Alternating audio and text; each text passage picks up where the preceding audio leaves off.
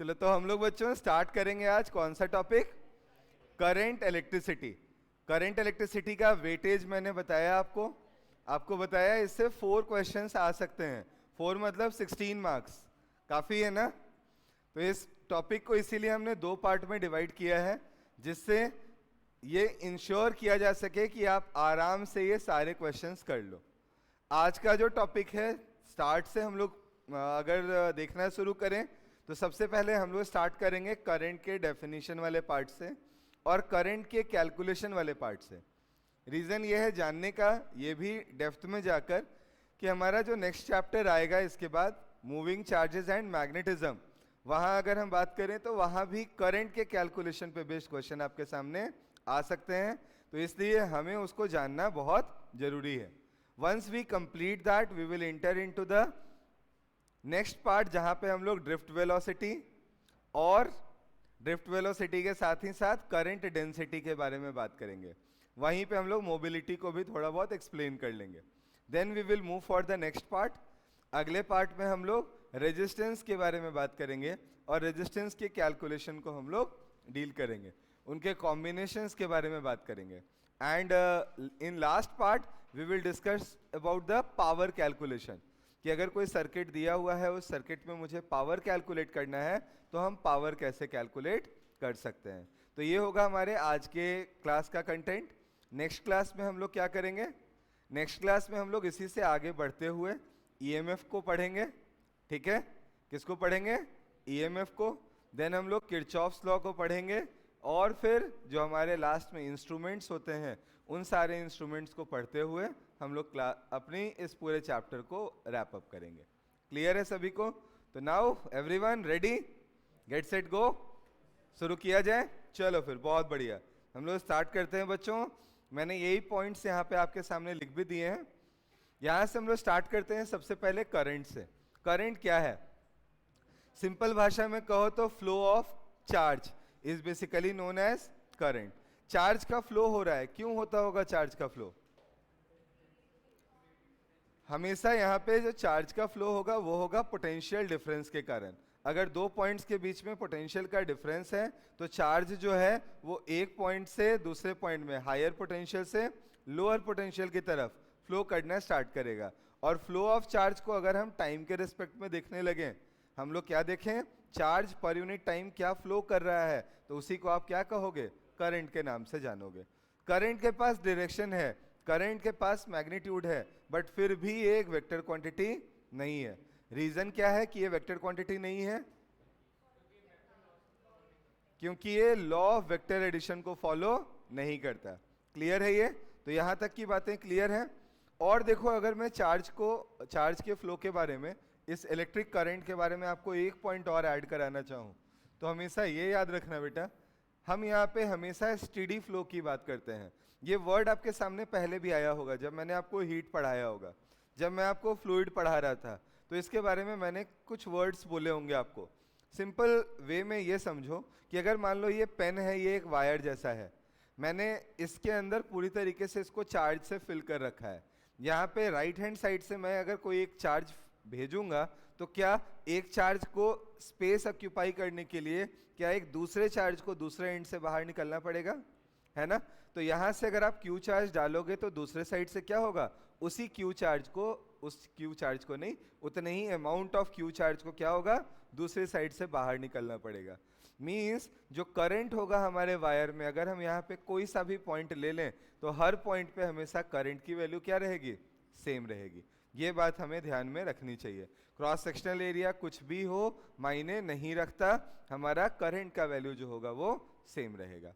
तो यहाँ तक अगर आपको समझ में आ गया हो तो मैं इस करंट के डेफिनेशन से आगे बढ़ता हूँ। हमने देखा the rate of flow of charge through a given area is called current. अगर मैं आई को 2 पार्ट में डिवाइड करके लिखूं तो पहला मैं लिखूंगा आई की एवरेज वैल्यू। कहीं पे एवरेज वैल्यू कैलकुलेट कैसे कर सकते हैं?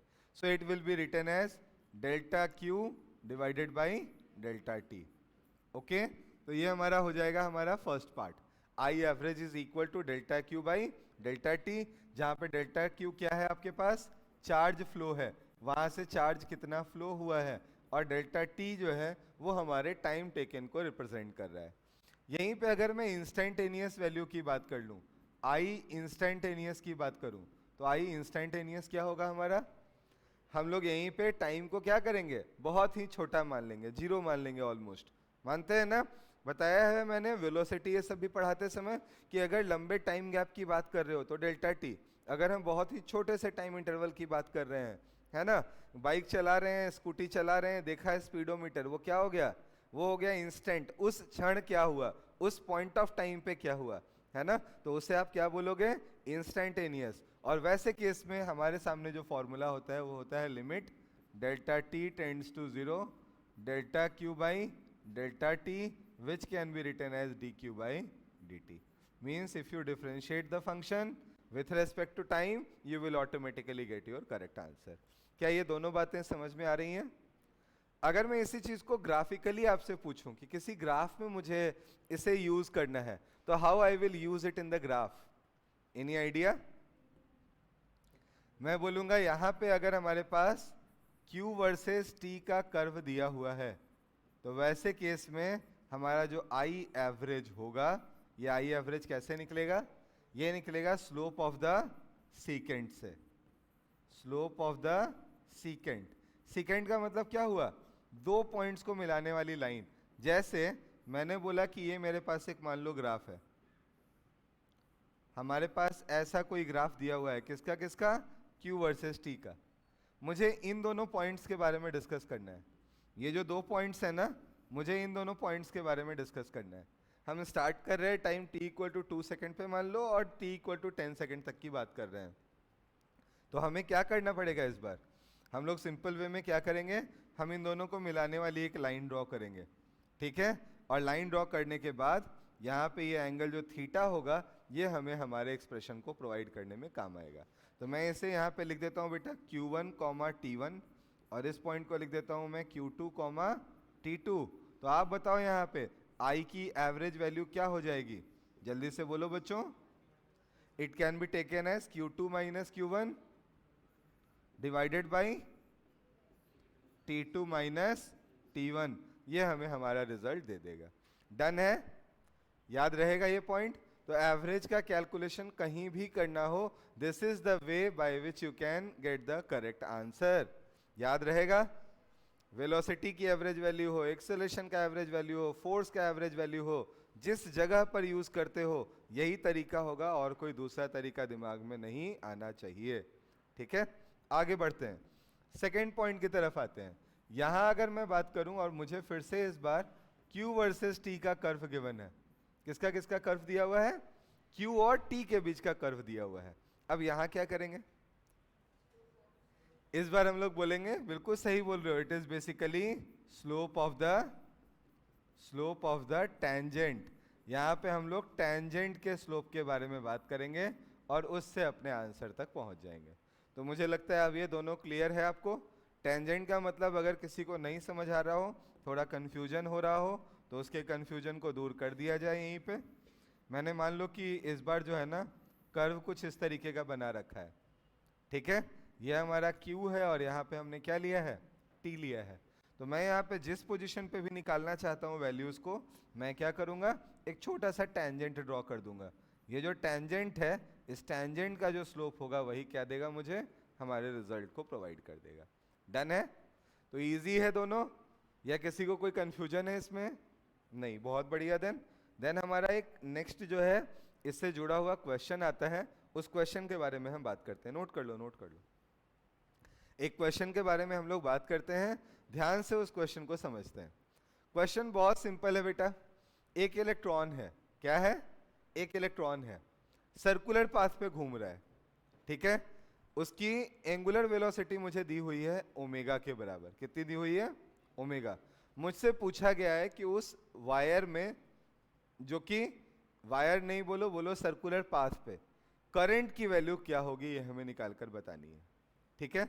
और इसको अगर थोड़ा और सिंप्लीफाइड करके सुनो, तो मैंने एक वायर लिया है, उसमें मान लिया है कि एक इलेक्ट्रॉन है जो कि सर्कुलर पाथ पे घूम रहा है, एक चार्ज Q है जो कि सर्कुलर पाथ पे घूम रहा है। कितने की स्पीड से घूम रहा है? ओमेगा की एंगुलर स्पीड से घूम रहा है। मुझे बताना है कि अगर उस पाथ का रेडियस कैपिटल R के बराबर है, तो ऐसे केस में हमारी करंट की वैल्यू क्या होगी? Question is clear to everyone? Question clear है? अब इसे कैसे सॉल्व करेंगे इसके बारे में हम बात करते हैं। क्वेश्चन तो सबको आ गया ना, अब इसे सॉल्व करने की बात करते हैं।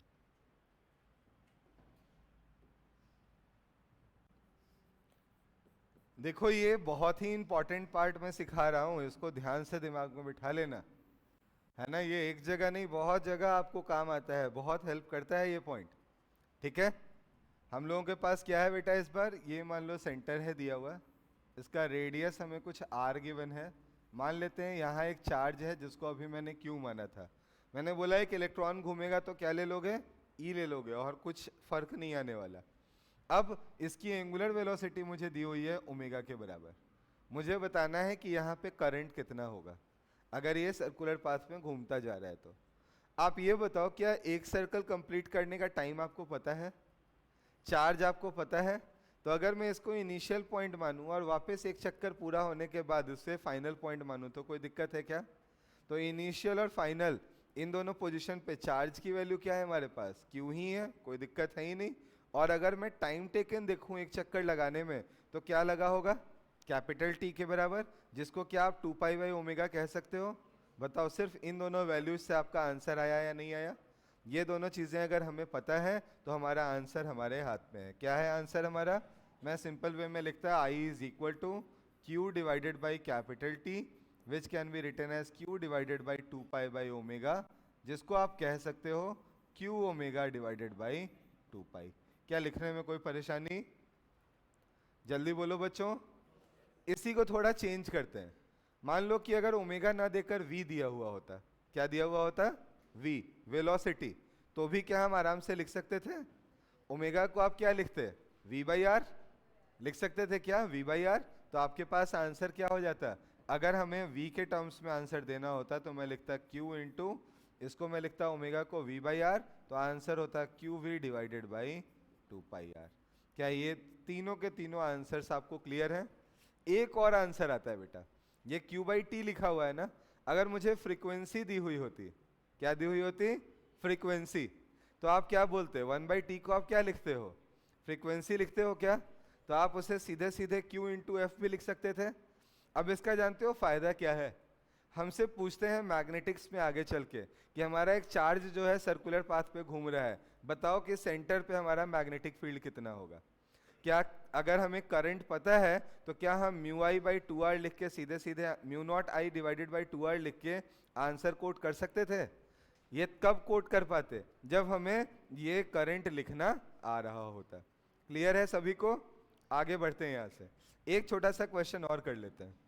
ये क्वेश्चन क्या है बेटा, ध्यान से सुन लेना। मुझे मान लो कि एक यहाँ पे वायर गिवन है, इस तरीके से वायर दी गई है, इस तरीके से एक वायर दी गई है,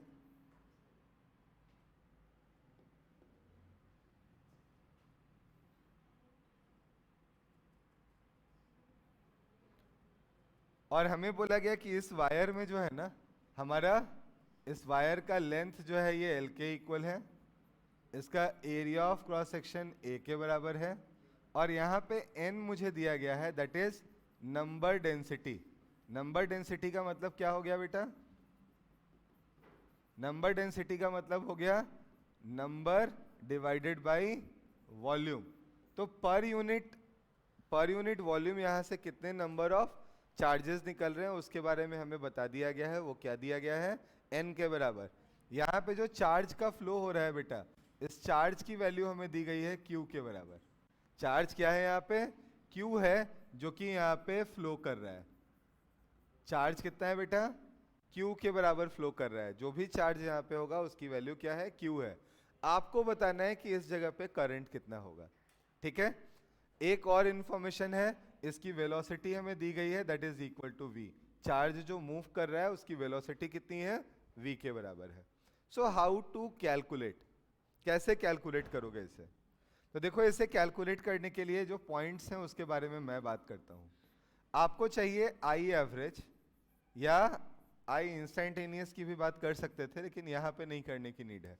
तो अगर मैं यहाँ पे आई लिखता हूँ सीधे सीधे, है ना, मान लो कि मैं यहाँ आई निकालना चाहता हूँ, तो क्या मैं total charge divided by total time लिखता? सीरियसली बोलो जल्दी से, चार्ज कैसे निकालते? मान लो हमारे पास टोटल नंबर ऑफ चार्जेस जो यहाँ से निकल रही है किसी डेल्टा टी टाइम में, उसके बारे में पूछा गया है, तो मैं क्या लिखता? मैं यही लिखता है ना कि नंबर ऑफ चार्जेस कितनी पास हुई, तो वो कितनी पास हुई, small n multiplied by area into velocity multiplied by time. क्या अग्री करते हो मुझसे? से यस और नो। तो मैं यहाँ पे लिखता नंबर ऑफ चार्जेस कितनी पास हुई, n into area multiplied by velocity into delta T. इससे क्या हो गया, नंबर डेंसिटी को वॉल्यूम से मल्टीप्लाई किया तो टोटल नंबर ऑफ चार्जेस आ गए। एक चार्ज की वैल्यू आपको पता है, उस चार्ज की वैल्यू को आपने q से कोट कर दिया। अब डिवाइड किससे करोगे बेटा? क्या डेल्टा टी से इसे डिवाइड करोगे? से यस और नो। डेल्टा टी से डिवाइड किया तो डेल्टा टी कैंसिल हो गया, n a v multiplied by q जो है आपका आंसर आ गया। क्या ऐसा लिखने में दिक्कत है? आगे जब हम ड्रिफ्ट वेलोसिटी इन सब के बारे में पढ़ेंगे तो वहां पे भी यही फॉर्मूला आपको ऑलमोस्ट रिफ्लेक्ट होता हुआ दिखाई देगा। वहां जो आप फॉर्मूला लिखते हो I is equal to n e a v d, क्या लिखते हो? N e a v d. वहां n क्या होता है? Number density. E क्या होता है? Charge over 1 electron. A क्या होता है? Area of cross section. और Vd क्या होता है आपका? Drift velocity. क्या उसी चीज को यहाँ पे हमने एक तरीके से लिखा है? तो हमने सारी वैल्यूज उसी तरीके की इसलिए ली थी कि आपको एक तो सीखने में आ जाए कैसे ये हम लिखते हैं, और दूसरा जब मैं वो टॉपिक पढ़ाऊं तो वहां पे उसके फॉर्मूले को डायरेक्टली मैं यूज कर लूं। ठीक है, ये दोनों क्लियर है क्या सभी को? हाँ ना बोल दो भाई। चलो फिर तो यहाँ से आगे बढ़ते हैं, नेक्स्ट पार्ट पे आते हैं। नेक्स्ट पार्ट हमारा है यहाँ पे करंट डेंसिटी। बहुत प्यारा सा पॉइंट है बेटा, ध्यान से सुनते हैं और समझते हैं। नाम से समझ में आता है यहाँ डेंसिटी, लेकिन यहाँ वॉल्यूम से कोई लेना देना नहीं है, ये बात समझ लेना बिल्कुल, ठीक है ना। यहाँ हम बोलते हैं current per unit area. Current किसी भी वायर से जो पास कर रहा है, पर यूनिट एरिया अगर हम उसकी वैल्यू को कोट करें तो हम क्या बोलते हैं? उसे करंट डेंसिटी के नाम से जानते हैं। और इसे रिप्रेजेंट करने के लिए हम लोग जे के ऊपर वेक्टर साइन लगा रहे हैं। वेक्टर साइन लगाते ही एक चीज क्लियर हो गई ना? क्या क्लियर हुई? कि ये एक ऐसी क्वांटिटी है, एक वेक्टर क्वांटिटी है, ठीक है ना। डेफिनेशन भी देख लो एक बार, the amount of electric current travelling per unit cross sectional area is called current density. तो per unit cross sectional area से जितना हमारा करंट फ्लो करता है उसे आप क्या कहते हो? करंट डेंसिटी के नाम से जानते हो। यहाँ अगर इसको फॉर्मूले में मैं लिखना चाहूँ तो I can easily write the value of J is equal to the magnitude of J is equal to I divided by A. ठीक है क्या सभी को? क्या यहाँ पे किसी को कोई दिक्कत है समझने में? एक पॉइंट और दिमाग में रखना बेटा, यहाँ पे आई तो वेक्टर क्वांटिटी नहीं है ना, आई तो वेक्टर क्वांटिटी नहीं है, तो फिर जे कैसे है वेक्टर क्वांटिटी?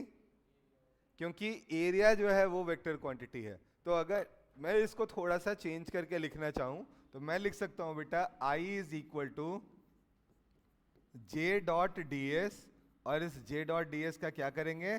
इंटीग्रेशन, तो मुझे I की वैल्यू मिल जाएगी। तो अगर मुझे I और J के रिवर्स रिलेशन के बारे में बात करना हो तो I can easily write I is equal to j dot d s, और उससे मैं अपने आंसर तक पहुंच सकता हूं। यहाँ पे J और ds के बीच का जो एंगल है, ds मतलब एरिया वेक्टर, एरिया नहीं है, क्या है ये? एरिया वेक्टर है। और वेक्टर का मतलब हुआ ये अगर सरफेस है तो एरिया वेक्टर जस्ट इसके क्या होगा? परपेंडिकुलर होगा। ये बात हमारे दिमाग में होनी चाहिए। क्या यहाँ तक की बातें आप सभी को समझ में आ गई है बच्चों? मैं थोड़ा आगे बढ़ सकता हूँ यहाँ से। यहाँ पे एक पॉइंट, इंपॉर्टेंट पॉइंट है बेटा, इसको मैं एक एग्जाम्पल के थ्रू आपको दिखा देता हूँ। मान लो कि मुझे जो है ना एक वायर गिवन है जिसका क्रॉस सेक्शनल एरिया इवन नहीं है, जिसका क्रॉस सेक्शनल एरिया कुछ इस तरीके से है। यहाँ से आई करंट हमारी फ्लो कर रही है, ये हमें पता है। यहाँ का जो फर्स्ट पॉइंट पे जो एरिया है हमारे पास ये A1 है, और दूसरी जगह जो एरिया है ये क्या है हमारा? A2 है। अभी मैं यहाँ पे I1 और यहाँ I2 लिख रहा हूँ। मेरे कुछ सवाल हैं यहाँ पे, जैसे पहला है यहाँ पे चॉइस हमारा I1 is equal to I2, ठीक है। दूसरा लिखा हुआ है यहाँ पे J1 is not equal to J2। दूसरा मेरा जो यहाँ पे चॉइस दिया हुआ है, ये दिया हुआ है I1 is not equal to I2 and J1 is equal to J2। Third दिया हुआ है मुझे I1 is not equal to I2 and J1 is not equal to J2। इनमें से कौन सा चॉइस हमारा करेक्ट है बेटा? आपसे अगर मैं पूछूं तो बहुत बढ़िया, फर्स्ट चॉइस जो है यहाँ पे बिल्कुल करेक्ट है। हम अभी जस्ट डिस्कस किए थे ना कि हमारा करंट जो होगा वो क्या होगा, यहाँ पे सेम रहेगा। जितना यहाँ से चार्ज इन हुआ है पर यूनिट टाइम, उतना ही चार्ज जो है यहाँ से आउट होगा। दैट्स वाई करंट की वैल्यू सेम रहेगी। लेकिन सिंस एरिया डिफरेंट है तो हमारा जे सेम होगा क्या? नहीं होगा। जे कौन सा बड़ा होगा? जहां पे हमारा एरिया छोटा है वहां जे बड़ा होगा, और जहां पे एरिया बड़ा है वहां जे छोटा होगा। ऐसा हम बहुत ही आराम से कह सकते हैं। क्लियर है ये सभी को? तो मैं यहाँ पे कौन से चॉइस पे टिक कर दूंगा? फर्स्ट चॉइस पे टिक कर दूंगा। ये हमारा आंसर निकल कर आने वाला है। क्या किसी को कोई किसी तरीके का प्रॉब्लम है बच्चों? बिल्कुल भी नहीं। बहुत बढ़िया, आगे बढ़ते हैं यहाँ से। नेक्स्ट पॉइंट की तरफ आते हैं, जिसे हम लोग किस नाम से जानेंगे? हम लोग जानेंगे यहाँ पे ड्रिफ्ट वेलोसिटी के नाम से। अब ये ड्रिफ्ट वेलोसिटी है क्या, इसके बारे में पहले जानते हैं। आपसे इलेक्ट्रॉन्स के बारे में बात हुई थी कि आपका एग्जाम्पल लिया होगा कि आप क्लास में हो, लेकिन क्या हो? क्लास में हो तो बाउंडेड हो, क्लास से हो बाहर हो, और प्रीमाइस के अंदर हो तो क्या हो? मोबाइल हो, कहीं भी घूमते भटकते पाए जाते हो। होता है ना ऐसा? तो हम लोग क्या बात कर रहे थे अभी? इलेक्ट्रॉन्स की बात कर रहे थे। यहाँ पे इलेक्ट्रॉन्स जो हमारे फ्री इलेक्ट्रॉन्स हैं वो ऐसे क्या होते हैं? घूमते भटकते पाए जाते हैं, किसी भी डायरेक्शन में किसी भी तरीके से रैंडम मोशन कर रहे होते हैं। लेकिन जब मैं उसी को एक पोटेंशियल डिफरेंस के अक्रॉस जो है उसे मैं प्लेस कर देता हूँ, उसी वायर को ऐसी जगह रख देता हूँ जहाँ पे एक पोटेंशियल डिफरेंस है, या आप ऐसा बोल सकते हो इलेक्ट्रिक फील्ड है वहाँ पे, तो होगा क्या? जितने भी चार्ज पार्टिकल्स होंगे उन सभी के ऊपर उस फील्ड के कारण क्या एक फोर्स लगना स्टार्ट होगा?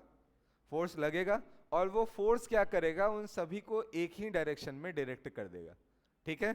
अब जैसे इलेक्ट्रॉन है, अगर फील्ड मेरा राइट, मान लो कि इस डायरेक्शन में, मेरे लिए ये राइट टू लेफ्ट हुआ बेटा, तो मैं बोल रहा हूँ राइट टू लेफ्ट अगर मेरे लिए यहाँ पे फील्ड की डायरेक्शन है, और इलेक्ट्रॉन यहाँ पे एक रखा हुआ है, तो क्या वो अपने आप लेफ्ट टू राइट मूव करना स्टार्ट करेगा? करेगा ना? तो वो जो लेफ्ट टू राइट की जो वेलोसिटी उसके अंदर आती है उस फील्ड के कारण, उसी को आप क्या कहते हो? उसी को आप ड्रिफ्ट वेलोसिटी के नाम से जानते हो। और इस ड्रिफ्ट वेलोसिटी को हम लोग दो तीन तरीके से कैलकुलेट करते हैं। यहाँ पे मैं वो सभी बताता हूँ आपको। तो यहाँ पे क्या लिखा गया है बेटा, इसी को सिंपल भाषा में, the average velocity attend by electrons in a material due to applied electric field is called drift velocity. अभी सेम पॉइंट मैंने आपको बोला था, थोड़ी सरल भाषा में बोला था। यही है ना कि हमारा इलेक्ट्रिक फील्ड क्या है बेटा?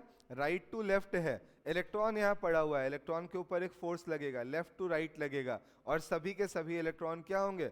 उसी फोर्स की डायरेक्शन में एक यूनिफाइड वे में एक ही तरीके से चलना स्टार्ट कर देंगे। उसके पास जो वेलोसिटी आएगी उसको आप वीडी के नाम से जानोगे।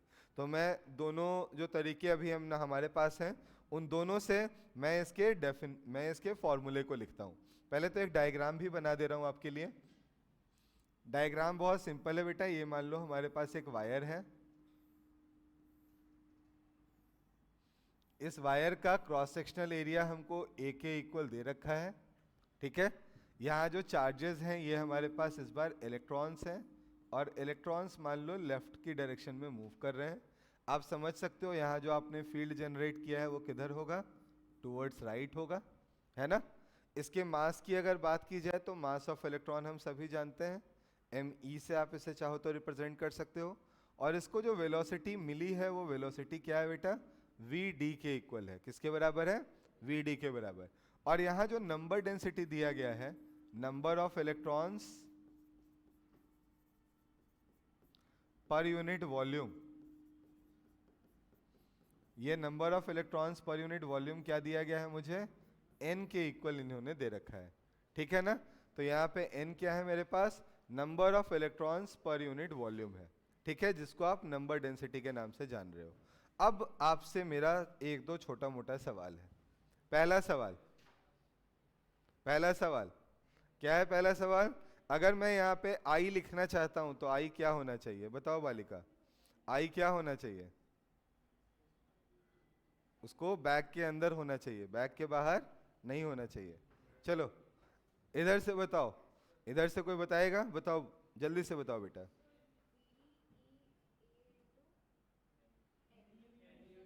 हाँ, हम लोग अभी जस्ट पढ़े थे, मुझे लगता है एक दो स्लाइड पहले ही आप लोगों को रिकॉल कराया था मैंने।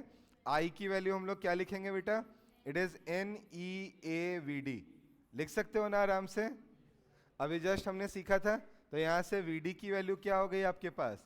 VD अगर मैं लिखना चाहूँ तो लिख सकता हूँ I divided by N into E into A। ये हमारा पहला फॉर्मूला हो गया। और अगर मैं I बाई A को J लिखना शुरू कर दूं तो यही क्या बन जाएगा? J डिवाइडेड बाई क्या लिख पाओगे इसको? N इंटू E के बराबर। कहीं इसे लिखने में कोई परेशानी है? जानते हो सबसे अच्छी बात क्या है? ये VD को अगर आप सिंपल भाषा में लिखना चाहो तो VD जो है ये हमारा current density divided by charge density है। आप पूछोगे कैसे सर, ये कैसे बोल दिया? ये चार्ज डेंसिटी कैसे बोल दिया आपने? कैसे बोल दिया देखकर बताओ आप मुझे। क्या N इंटू ई जो है, N जो है नंबर ऑफ चार्ज पर यूनिट वॉल्यूम है, उसको अगर आप एक चार्ज से मल्टीप्लाई कर देते हो तो क्या बन गया? चार्ज पर यूनिट वॉल्यूम बन गया। और चार्ज पर यूनिट वॉल्यूम को आप क्या बोलोगे बेटा? क्या चार्ज डेंसिटी के नाम से जानोगे? तो ऊपर क्या है? करंट डेंसिटी, नीचे क्या पड़ा हुआ है? Charge density. हम आराम से ये बात समझ सकते हैं। अब इसी को हमें दूसरे एक और फॉर्म में अगर मान लो एक्सप्रेस करने की नीड आ गई तो क्या मैं कर सकता हूं? तो आंसर है हाँ। अभी जो कॉन्सेप्ट पढ़ा है हम उससे भी इसे एक्सप्रेस कर सकते हैं। हमारा वेलोसिटी मोशन के इक्वेशन के अकॉर्डिंग, मोशन के second equation sorry first equation के अकॉर्डिंग क्या होता है? v is equal to u plus a t. हम पहले से मान रहे हैं कि इसके पास कोई वेलोसिटी नहीं थी, जीरो थी, तो एक्सेलरेशन इसके ऊपर कितना होगा? क्या फोर्स बाय मास होगा? Force E into capital E है क्या, डिवाइडेड बाय मास कर दिए, एक्सेलरेशन आ गया क्या? T से मल्टीप्लाई कर देंगे, क्या अपने आप वेलोसिटी आ जाएगी, जिसको आप ड्रिफ्ट वेलोसिटी कहोगे। तो एक दूसरा फॉर्मूला आपके पास आएगा बेटा, VD is equal to it is E into capital E divided by ME and the whole is multiplied by tau. यहाँ पे ये जो टाउ है ना, टाउ को हम लोग यहाँ पे रिलैक्सेशन टाइम के नाम से जानते हैं। अब ये रिलैक्सेशन टाइम क्या है, कोई आइडिया किसी को? Exactly, it is average time between, बहुत सही बोल रहे थे बेटा, average time gap between the two respective collisions, two successive collisions. दो सक्सेसिव कोलिजन्स के बीच में जो टाइम लगता है उसकी अगर आप एवरेज वैल्यू निकाल लो तो वही क्या कहलाता है? आपका रिलैक्सेशन टाइम के नाम से जाना जाता है। तो क्या ये दोनों पॉइंट्स आपके दिमाग में चले गए बेटा, या कहीं पे कोई कंफ्यूजन है आपको? अब यहां से अगर मैं J और E के एक रिलेशन को एस्टैब्लिश करना चाहूं इन दोनों फॉर्मूले के हेल्प से, तो बहुत आराम से कर सकता हूं। यहां से देखो VD की वैल्यू क्या है बेटा? J बाई NE है क्या? तो मैं यहां पे अगर इसी जगह पर इस फर्स्ट इक्वेशन को और सेकेंड इक्वेशन को यूटिलाइज कर लूं तो मैं आराम से क्या लिख सकता हूं? J divided by NE is equal to E capital E divided by ME multiplied by tau. क्या ऐसा ही लिखोगे? यहां से क्या बेटा, J की वैल्यू को आराम से, J को NE को इस साइड ले जाकर N small e square into tau divided by ME multiplied by E लिख सकते हो क्या? इसे एक बहुत ही प्यारा सा रिलेशन मानते हैं हम लोग बेटा। इसे हम लोग मानते हैं J और ये क्या है हमारे पास? E, और बीच में ये जो क्वांटिटी आपको दिखाई दे रही है इसको हम लोग यहाँ पे सिग्मा से रिप्रेजेंट करते हैं। किससे रिप्रेजेंट करते हैं? सिग्मा से। और सिग्मा को हम लोग कंडक्टिविटी का नाम देते हैं। क्या नाम देते हो आप? कंडक्टिविटी का नाम देते हो। तो अगर कहीं नंबर डेंसिटी दी गई हो, रिलैक्सेशन टाइम दिया गया हो, ME दिया गया हो, इन सारी क्वांटिटीज के हेल्प से आप आसानी से क्या निकाल सकते हो? कंडक्टिविटी ऑफ अ कंडक्टर आसानी से कैलकुलेट कर सकते हो। तो क्या ये रिलेशंस जो हैं ये समझ में आ रही हैं सभी को? कोई नया रिलेशन तो नहीं है ना बेटा? सिंपल वे में हम लोग आराम से दोनों को रिलेट कर पा रहे हैं। दो अलग अलग तरीकों से VD निकाला और एक दूसरे से रिलेट करके हमने यहाँ पे लिख दिया है। So this one is basically known as conductivity. ये हमारे दिमाग में होना चाहिए। आगे बढ़ाऊं क्या मैं यहाँ से? थोड़ा आगे लेकर चल सकता हूं मैं। कंडक्टिविटी का ही रेसिप्रोकल क्या होता है? रेजिस्टिविटी। तो आप कंडक्टिविटी का ही रेसिप्रोकल जब निकालते हो तो आप क्या बोलते हो? उसे रेजिस्टिविटी का नाम देते हो। तो आपका रो जो होता है वो बेसिकली 1 बाई सिग्मा के इक्वल होता है। तो कहीं अगर जरूरत पड़े तो आप आराम से उसे यूज कर सकते हो। आगे अब हमारे पास देखो यहाँ पे कुछ मैच द फॉलोइंग टाइप वाले क्वेश्चन है। इसको हम लोग करने की कोशिश करते हैं। और सबसे अच्छी बात है, ये पूछा कब गया है? बस बेटा 1-2 साल पहले, है ना? तो आपसे बहुत ज़्यादा दिन का क्वेश्चन भी नहीं है। ऐसे क्वेश्चंस आज के समय में बहुत ज़्यादा पूछे जाते हैं। आप देखे होंगे बॉटनी जूलॉजी में पिछले साल भर के आए थे, है ना, मैच द फॉलोइंग टाइप वाले क्वेश्चन। फिजिक्स में थोड़े कम आते थे, लेकिन अगर फिजिक्स में भी पूछा जाए तो कोई बहुत बड़ी बात नहीं है। किसी सिंपल क्वेश्चन को इस फॉर्म में दिया जा सकता है। अब बताओ आपके अकॉर्डिंग यहाँ पे अगर मुझे मैच कराना हो तो कैसे कराऊंगा? देखो ए बी सी डी जो है ना, ये जो आपके पास ए है, बी है, सी है और डी है, इसको हमने आराम से इस रो में यहाँ पे लिख दिया है, ठीक है? और कॉलम में जो है वो उनके आंसर्स लिखे हुए हैं अलग अलग चॉइसेस में। तो आप एक एक करके देखते चलो। सबसे पहले मुझे बताओ, अगर मुझे ड्रिफ्ट वेलोसिटी के बारे में बात करनी हो तो ड्रिफ्ट वेलोसिटी का फॉर्मूला अभी हमने क्या लिखा था? क्या e capital e tau divided by m लिखा था क्या? तो क्या मैं इसके साथ सीधे सीधे 1 को अटैच कर सकता हूँ क्या? सॉरी 1 नहीं, ए को अटैच कर सकता हूँ क्या? से यस और नो। दूसरा, अगर मैं इलेक्ट्रिकल रेजिस्टिविटी की बात करूं तो इलेक्ट्रिकल रेजिस्टिविटी हम कैसे एक्सप्लेन कर सकते हैं?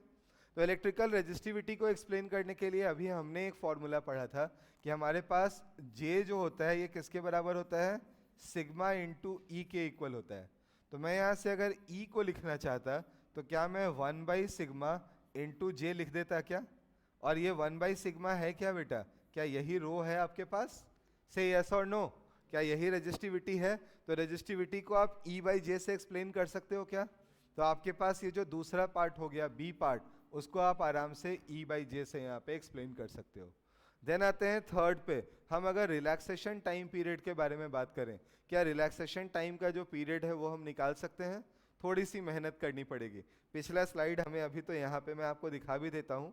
यहाँ देखो, यहाँ टाउ लिखा था ना हमने, टाउ को आप क्या लिख सकते हो बेटा? यहाँ से अगर ये सिग्मा के बराबर है तो टाउ को आप क्या लिख सकते हो? या अगर मैं इसे 1/रो के बराबर लिखने लगता कि 1/रो जो है ये क्या है?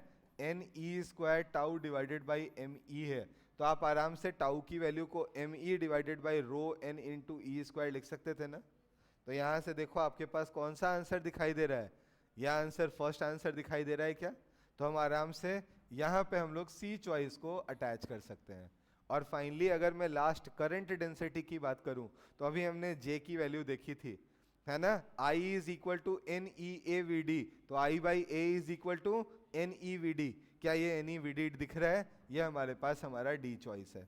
तो ये सब अगर हमें नॉर्मल थियरी पता है तो आंसर तक पहुंचते हैं। शॉर्टकट्स बहुत सारे हो सकते हैं, ये मत बोलना कि सर ने सारे निकाल के क्यों दिखा दिए।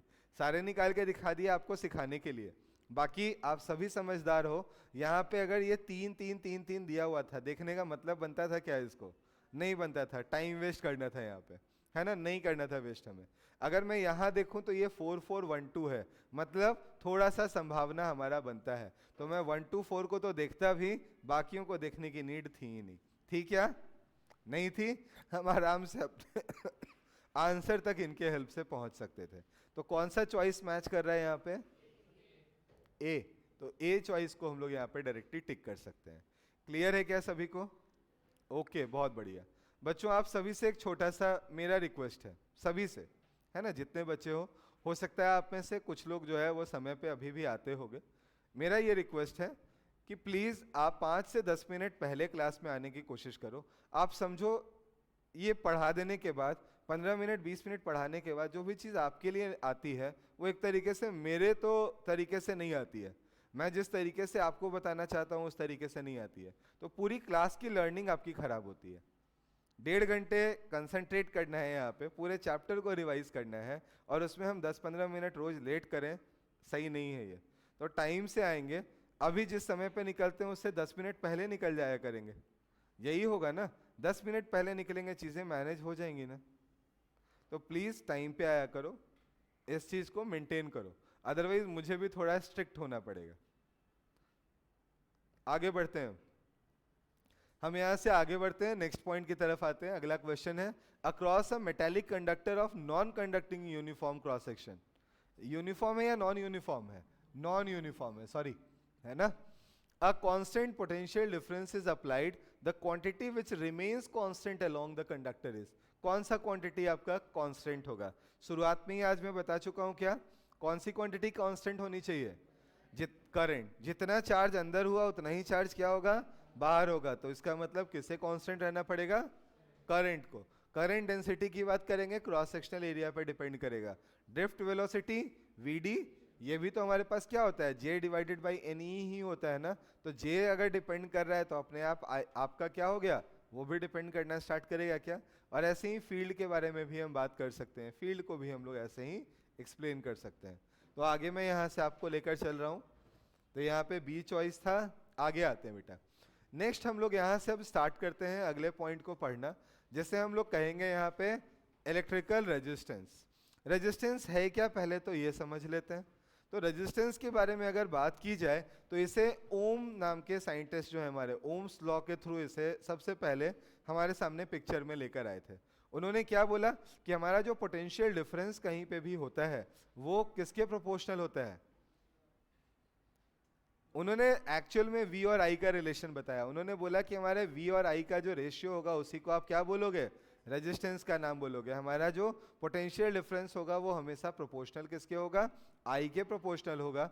और अगर आप वहां से प्रोपोर्शनलिटी हटाते हो तो एक कांस्टेंट डालना पड़ेगा जिसको आप क्या कहोगे, R कहोगे, और उसी को आप रेजिस्टेंस का नाम दोगे। तो पहला पॉइंट तो ये बहुत क्लियर है, कहीं पे किसी को समझने में दिक्कत नहीं। तो हमारे फ्लो ऑफ इलेक्ट्रॉन में, हमारा जो इलेक्ट्रॉन का फ्लो हो रहा है उसमें वो कंडक्टर जिस तरीके से अपोज कर रहा है, जितना अपोज कर रहा है उसके मूवमेंट में, उसी को हम लोग फिजिकल क्वांटिटी के टर्म्स में अगर बोलना चाहें तो क्या बोल सकते हैं, उसी को हम लोग यहाँ पे रेजिस्टेंस के नाम से जान सकते हैं। तो resistance is the property of conductor due to which it resist the flow of the electric current through it, है ना, सिंपल भाषा में लिखा हुआ है। अब इसको हम लोग क्या करेंगे, सबसे पहले फर्स्ट फॉर्मूले के फॉर्म में लिखेंगे। तो R की वैल्यू जो हमारे पास होगी ये क्या होगी, V डिवाइडेड बाई I होगी, जहां पे I को आप करंट के नाम से जानोगे और ये जो V है हमारा, इस V को यहाँ पे हम लोग पोटेंशियल डिफरेंस का नाम देंगे। इसे हम लोग क्या बोल रहे हैं, यहाँ पोटेंशियल डिफरेंस बोल रहे हैं। कोई दिक्कत तो नहीं है बेटा। R इज इक्वल टू क्या हो गया, V डिवाइडेड बाई I के बराबर। क्या ये पॉइंट क्लियरली सभी को समझ में आ रहा है? अब यहाँ पे एक सवाल आता है कि ये जो ओम ने जो हमें ये सिद्धांत दिया, ये जो लॉ बताया, क्या इसके अकॉर्डिंग हम ऐसा कहेंगे कि R V और I पे डिपेंड करता है? तो आंसर है नहीं। R जो है ये V और I पे डिपेंड नहीं करता, ये एक रेशियो है जो कि हमेशा मेंटेन होती है। R जो है उस कंडक्टर की एक अपनी क्या है, कैरेक्टरिस्टिक्स है, जो कि उसको बनाने में यूज किए गए मटेरियल के जो प्रॉपर्टीज है उसके ऊपर डिपेंड करती है। और साथ ही साथ उसका जो डायमेंशन है, जो उसकी लेंथ है, एरिया है, ये उसके ऊपर डिपेंड करती है। ठीक है ना। तो हम यहाँ पे क्या लिखेंगे एज अ सेकेंड पॉइंट, हमारा जो R होगा यहाँ पे, this R is equal to rho L divided by A। किसके बराबर होगा बेटा, R is equal to rho L divided by A, जहां पे L से आप लेंथ ऑफ द कंडक्टर को रिप्रेजेंट करोगे। ये लेंथ ऑफ द कंडक्टर है हमारा, ए हमारा क्या है यहाँ पे, ए इज रिप्रेजेंटिंग एरिया, रो से हम लोग किसे रिप्रेजेंट कर रहे हैं, रो इज रिप्रेजेंटिंग रेजिस्टिविटी, ये हमारे रेजिस्टिविटी ऑफ कंडक्टर को रिप्रेजेंट करेगा। क्या इतनी बात आप सभी को क्लियर है? तो हमारे पास आर क्या हो गया, rho L divided by A, rho is resistivity, L is length and A is basically representing the area. I hope till now everything is crystal clear to every one of you, एकदम आराम से, बहुत बढ़िया। तो यहाँ से ये point अगर हमारे दिमाग में है तो एक चीज़ और दिमाग में बिठा लेना, बहुत बार ऐसा होगा बेटा, मैं एक बहुत ही प्यारे से कॉन्सेप्ट के बारे में डिस्कशन करने जा रहा हूँ। बहुत बार ऐसा होगा, आपको बोला जाएगा एक वायर ले लो, उस वायर को खींच के क्या करो, डबल लेंथ का बना दो। रेजिस्टेंस पे क्या फर्क पड़ेगा आपको आंसर बताना है। आप क्या करो, एक वायर ले लो, वायर को कंप्रेस करके क्या कर दो, कंप्रेस करके उसके लेंथ को हाफ कर दो। आपको बताना होगा कि वैसे केस में उसके रेजिस्टेंस पे क्या फर्क पड़ेगा। तो याद रखने की बात है कि हम लोग यहाँ पे मानकर चलते हैं कि वॉल्यूम हमारा क्या होता है, एरिया इनटू लेंथ होता है। V से आप क्या रिप्रेजेंट करते हो, वॉल्यूम को, A से आप रिप्रेजेंट कर रहे हो एरिया को, और L से कैसे रिप्रेजेंट कर रहे हो, लेंथ को।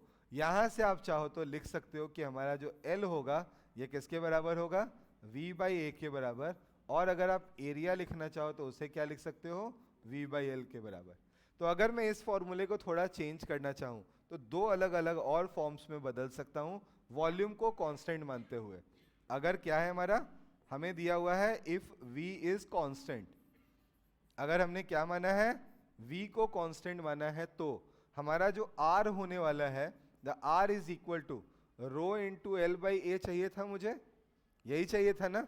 मुझे मान लो कि वहां से लेंथ को हटाना है, तो मैं लेंथ के जगह क्या v बाई ए पुट कर सकता हूं, तो ये बन जाएगा rho into V divided by A square. और आप चाहो तो अगर a को हटाना चाहो तो क्या करोगे, a को हटाना चाहेंगे तो a के जगह पे v बाई एल डालेंगे, ये अपने आप बन जाएगा बेटा rho into L square divided by V. ये भी आपके दिमाग में होना चाहिए। क्या ये पॉइंट भी दिमाग में रहेगा? तो मैंने लेंथ को अगर डबल कर दिया है तो एरिया अपने आप क्या हो गया होगा, हाफ हो गया होगा क्या। और उसका इफेक्ट आप देखो यहाँ से डायरेक्टली देख सकते हो। अगर मैंने कहीं पे एल को हाफ किया है, एल को क्या किया है, हाफ किया है, तो एल को हाफ करने के बाद आप समझ रहे होगे कि एल को हाफ करने पे एरिया डबल हो जाता है। अच्छा मैंने अभी एल को डबल बोला था ना, सॉरी, एल को डबल किया है, तो एल को अगर हमने डबल किया होगा तो एरिया अपने आप क्या हो गया होगा, हाफ हो गया होगा। और देखो ये फॉर्मूला वही आंसर भी दे रहा है, rho into L square by V. L क्या हो गया, एक तरीके से आपने डबल किया है तो 4 टाइम्स रेजिस्टेंस आना चाहिए था। आप बताओ अगर यहाँ पे मैं एल को डबल और ए को हाफ कर दूं तो क्या 4 टाइम्स ही रेजिस्टेंस निकल कर आएगा, आएगा या नहीं आएगा। तो आप इन फॉर्मूलों से भी डायरेक्टली अपने आंसर तक पहुंच सकते हो। ऐसे ये एडवाइजेबल नहीं रहता मेरी तरफ से, मेरी तरफ से यही एडवाइस रहेगा कि आराम से ये दिमाग में सेट करो कि लेंथ डबल किया एरिया आधा होगा, लेंथ 3 गुना किया एरिया 1/3 होगा, एंड देन आफ्टर उसके बाद क्वेश्चन को सॉल्व कर लो। ठीक है। दूसरा यहाँ पे एक क्वेश्चन प्यारा सा पूछते हैं बेटा कभी कभी, वो होता है बहुत स्मॉल चेंज को ध्यान में रखते हुए। किसको ध्यान में रखते हुए, बहुत ही स्मॉल चेंज को। तो अगर रेजिस्टेंस में बहुत ही स्मॉल चेंज हमें देखना है, लेंथ और एरिया में से किसी एक में या दोनों में आपने कुछ चेंजेस किए हैं, तो आप उसे इंटरप्रेट कर सकते हो। आप लिख सकते हो it is equal to rho delta rho by rho plus delta L by L minus delta A by A. आप ये बताओ बेटा, हमने जो एरर एनालिसिस की थी और ये फॉर्मूला, इन दोनों में क्या फर्क दिखा आपको? एरर एनालिसिस करते तो हर जगह पे क्या होता, प्लस साइन आता है। यहाँ पे क्या है, जो डिनोमिनेटर वाली क्वांटिटी है उसके लिए हमने क्या किया है, माइनस साइन यूज किया है। तो जब आप इंक्रीज कितने से हुआ डिक्रीज कितने से हुआ इसकी बात करते हो तो इस प्लस माइनस को प्रॉपर्ली प्लेस करते हो। न्यूमरेटर वाली क्वांटिटी प्लस साइन के साथ आती है और डिनोमिनेटर वाली किसके साथ आती है, माइनस साइन के साथ। डन है? हाँ ना तो बोल दो। एनर्जी क्यों डाउन हो गई, क्या हो गया, डांट खा गए इसलिए? क्या हुआ, डांट खाए छोटी सी इसलिए? कोई नहीं, ठीक है, थोड़ा मुस्कुरा लो। क्या हुआ, थोड़ा मुस्कुरा लो और जल्दी से यहाँ ध्यान दो, है ना। थोड़ा बहुत जो है होता है, टीचर डांट लेते हैं कभी कभार, लेकिन इसका मतलब ये नहीं है कि टाइम पे आने से मैं मना कर रहा हूँ, आना ही पड़ेगा, ये बात ध्यान रखना। और मैंने जो बोला है स्ट्रिक्ट एक्शन, तो I will take the strict action. चलो देखते हैं बेटा यहाँ से आगे के पॉइंट को, जल्दी से इस अगले सवाल को सॉल्व करने की कोशिश करते हैं। ओके बहुत बढ़िया। तो क्या उठक बैठक कराएं यहीं पे अभी? क्यों हो गए लेट बच्चा, जल्दी बोलो, क्यों हो गए लेट? और सबसे पीछे जाके जो लेट आएगा उसको तो सबसे आगे आगे बैठना होगा। आ जाओ जल्दी से आगे। चलो अब इस क्वेश्चन को सॉल्व करते हैं, जल्दी से सॉल्व करते हैं। Two solid conductors are made up of same material having same length and same resistance. One of them has a circular cross-sectional area A1 and the other has a square cross-sectional area of A2. The ratio of A1 and A2 is. आपको ये ratio निकाल कर बताना है। कैसे solve होगा, कोई बताना चाहेगा? इतना आसान सवाल पूछ दिया था ना, ये इतना आसान सवाल पूछ दिया था कि सीरियसली मुझे विश्वास नहीं हुआ था, अच्छा ये भी पूछ दिया क्या, इस टाइप की फीलिंग मुझे आई थी। आपको भी आ रही है क्या कि अच्छा ये भी पूछ देते हैं क्या, है ना। तो आप देखो यहाँ पे आर की वैल्यू क्या दी गई है बेटा, रो एल बाई ए, यही होता है फॉर्मूला। आप बताओ, इन्होंने बोला रेजिस्टेंस क्या है, सेम है, सेम मटेरियल का बना है, तो क्या सेम है, रो भी सेम है। फिर क्या बोला, लेंथ भी सेम है, मजाक बना रखा है ये तो। अब एरिया नहीं सेम करेंगे तो रेजिस्टेंस सेम होगा क्या, नहीं होगा ना। और रेशियो किसका पूछा है, एरिया का। आंसर क्या कोट कर देना है बेटा सीधे सीधे, A1/A2 is equal to 1। Tough है क्या? नहीं। तो ऐसे सवाल भी आ जाते हैं, इसलिए किसी भी सवाल को हल्के में लेना नहीं है, आराम से कुछ भी पूछा जा सकता है। ये भी पूछ सकते हैं कि ऐसा है कि बताओ फोर्स का डायमेंशनल फॉर्मूला क्या होगा, बता दोगे ना? पूछ लूंगा मैं अभी यहाँ पे। चलो ठीक है, चलो फिर तो स्टार्ट करते हैं बेटा, आगे बढ़ते हैं। नेक्स्ट जो पॉइंट है बेटा, ये ऐसे तो हम लोग पहले पढ़ाया नहीं करते थे, बट इस बार आपको पढ़ाना पड़ेगा, हमें इसलिए पढ़ाना पड़ेगा कि इधर 1-2 साल में इसके ऊपर भी सवाल आ गया है। ठीक है, तो थोड़ा बहुत इस चीज को भी ध्यान में रख लेते हैं, जल्दी से देख लेते हैं। हम लोग बात कर रहे हैं कार्बन रजिस्टर्स की। अगर आप रेजिस्टेंस खरीदने कभी मार्केट में गए होगे, ऐसे कभी गए नहीं होगे, लेकिन बहुत सारे ऐसे 10th लेवल तक में स्कूल प्रोजेक्ट्स होते हैं जिसमें रेजिस्टेंस, कैपेसिटर्स, इन सब का थोड़ा बहुत यूज़ करना होता है। और इसका पर्पस ही बस इतना होता है कि आप उसे देखो, तो बाद में जब आपको क्लास 11-12 में टीचर्स बताएं ना, तो फिर इस तरीके से मत देखो कि पता नहीं क्या बताने वाले हैं। तो रेजिस्टेंस अगर आप नॉर्मल किसी भी घर में अगर रेडियो कभी खुला हुआ देखा हो या कोई भी सर्किट खुला हुआ देखा हो ना, उसमें आपको एक रेजिस्टेंस दिखाई देगा जो कि सिलिंड्रिकल शेप का होता है, छोटा सा, इतना छोटा सा होगा, है ना। और उसमें अलग अलग कलर के स्ट्रिप्स बने हुए होते हैं। वो जो कलर स्ट्रिप्स उसके ऊपर बने हुए होते हैं, वो कलर स्ट्रिप्स एक्चुअल में क्या होते हैं, वो उसकी वैल्यू को रिप्रेजेंट करने के लिए वहां पे बनाए जाते हैं, कि उसको देखकर, उनकी उन कलर स्ट्रिप्स को देखकर आप समझ सको कि ये रेजिस्टेंस किस वैल्यू का है। ठीक है ना। तो इसमें ये जो स्ट्रिप्स हैं, इनका अपना अपना एक मीनिंग होता है। जैसे अगर मैं यहाँ पे सबसे पहले आपको ये बताना चाहूँ कि काउंटिंग कैसे करनी है, तो फिर वो भी आपके लिए बहुत ही इंपॉर्टेंट एस्पेक्ट है। हमेशा ये देखना कि अगर गोल्डन, सिल्वर या सिर्फ 3 लाइन आपको दिखाई दे रही है और चौथी लाइन के जगह पे क्या है, ऑलमोस्ट खाली स्पेस बना हुआ है, खाली स्पेस है, तो उन सारी सिचुएशन में आपको ये समझना है कि वो जो स्ट्रिप है वो किस स्ट्रिप के बारे में बता रहा है, फोर्थ स्ट्रिप के बारे में। कौन सा स्ट्रिप है वो? फोर्थ है। तो अगर इस साइड वाला ये आपका फोर्थ स्ट्रिप हो गया, तो क्या अपने आप ये आपका फर्स्ट स्ट्रिप हो जाएगा क्या? दूसरा वाला क्या सेकंड हो जाएगा? और तीसरा वाला क्या आपका थर्ड स्ट्रिप हो जाएगा? क्या ये बात क्लियर हो गई? तो लास्ट स्ट्रिप जो आपका फोर्थ स्ट्रिप होगा, ये हमेशा क्या होगा, या तो गोल्डन या सिल्वर या कोई कलर नहीं होगा, 3 ही कलर्स आपको वहां पे, 3 ही स्ट्रिप्स आपको दिखाई दे रही होंगी। अब आते हैं फर्स्ट स्ट्रिप के बारे में बात करते हैं, सेकंड के बारे में बात करते हैं। फर्स्ट और सेकंड यहाँ पे वैल्यू को रिप्रेजेंट करने के काम आएगी। तो अगर मान लो फर्स्ट की वैल्यू x है और सेकंड की वैल्यू y है, तो जब आप रेजिस्टेंस की वैल्यू लिखोगे तो आप लिखोगे इसको x एंड y। इसके आगे थर्ड वाला जो स्ट्रिप है, इसको आप क्या बोलते हो? ये हमारा थर्ड स्ट्रिप यहाँ पे मल्टीप्लायर के नाम से जाना जाता है। किस नाम से जानते हो आप इसको? मल्टीप्लायर के नाम से। ये हमेशा 10 के पावर में आता है। तो मान लो कि ये वैल्यू जो है यहाँ पे z के बराबर दे रखी थी, कितनी दे रखी थी? z। तो मैं इसे मल्टीप्लाई करूंगा 10 से और ऊपर क्या डाल दूंगा बेटा? z। देन लास्ट जो है ये होता है हमारा टॉलरेंस। इसको आप क्या बोलते हो? टॉलरेंस के नाम से जानते हो। और ये बेसिकली एरर जैसे लिखते हो ना, ये एरर की जैसा ही है। हम इसे मानेंगे क्या?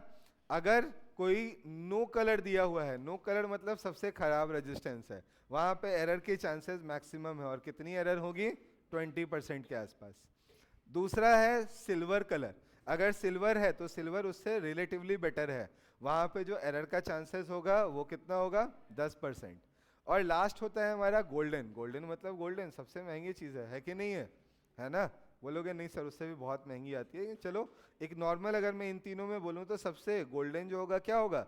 ये सबसे ज़्यादा अच्छा हो गया। और गोल्डन अच्छा है तो यहाँ पे एरर की चांसेस कम है और यहाँ पे 5% एरर आपको देखने को मिलेंगी। ठीक है, तो ये प्लस माइनस क्या है आपके पास? आगे जो भी यहाँ पे टॉलरेंस की वैल्यू आनी है, आप वो टॉलरेंस यहाँ पे कोट कर देने वाले हो। क्या ये पॉइंट आपको क्लियर है बच्चों? पहला, अब ये जो कलर्स हैं इनसे नंबर्स तक कैसे पहुंचेंगे, तो इसके लिए हमारे पास एक चार्ट है। यहाँ पे अगर ब्लैक कलर आपको दिखाई दे रहा है उसका मतलब होता है 0। अगर आपके पास ब्राउन कलर है उसका मतलब होता है 1। देन नेक्स्ट है हमारे पास रेड, उसके लिए क्या आता है? 2। और इसको याद करने का क्या है तरीका? बीबी रॉय सभी को याद है ना? क्या होता है बेटा?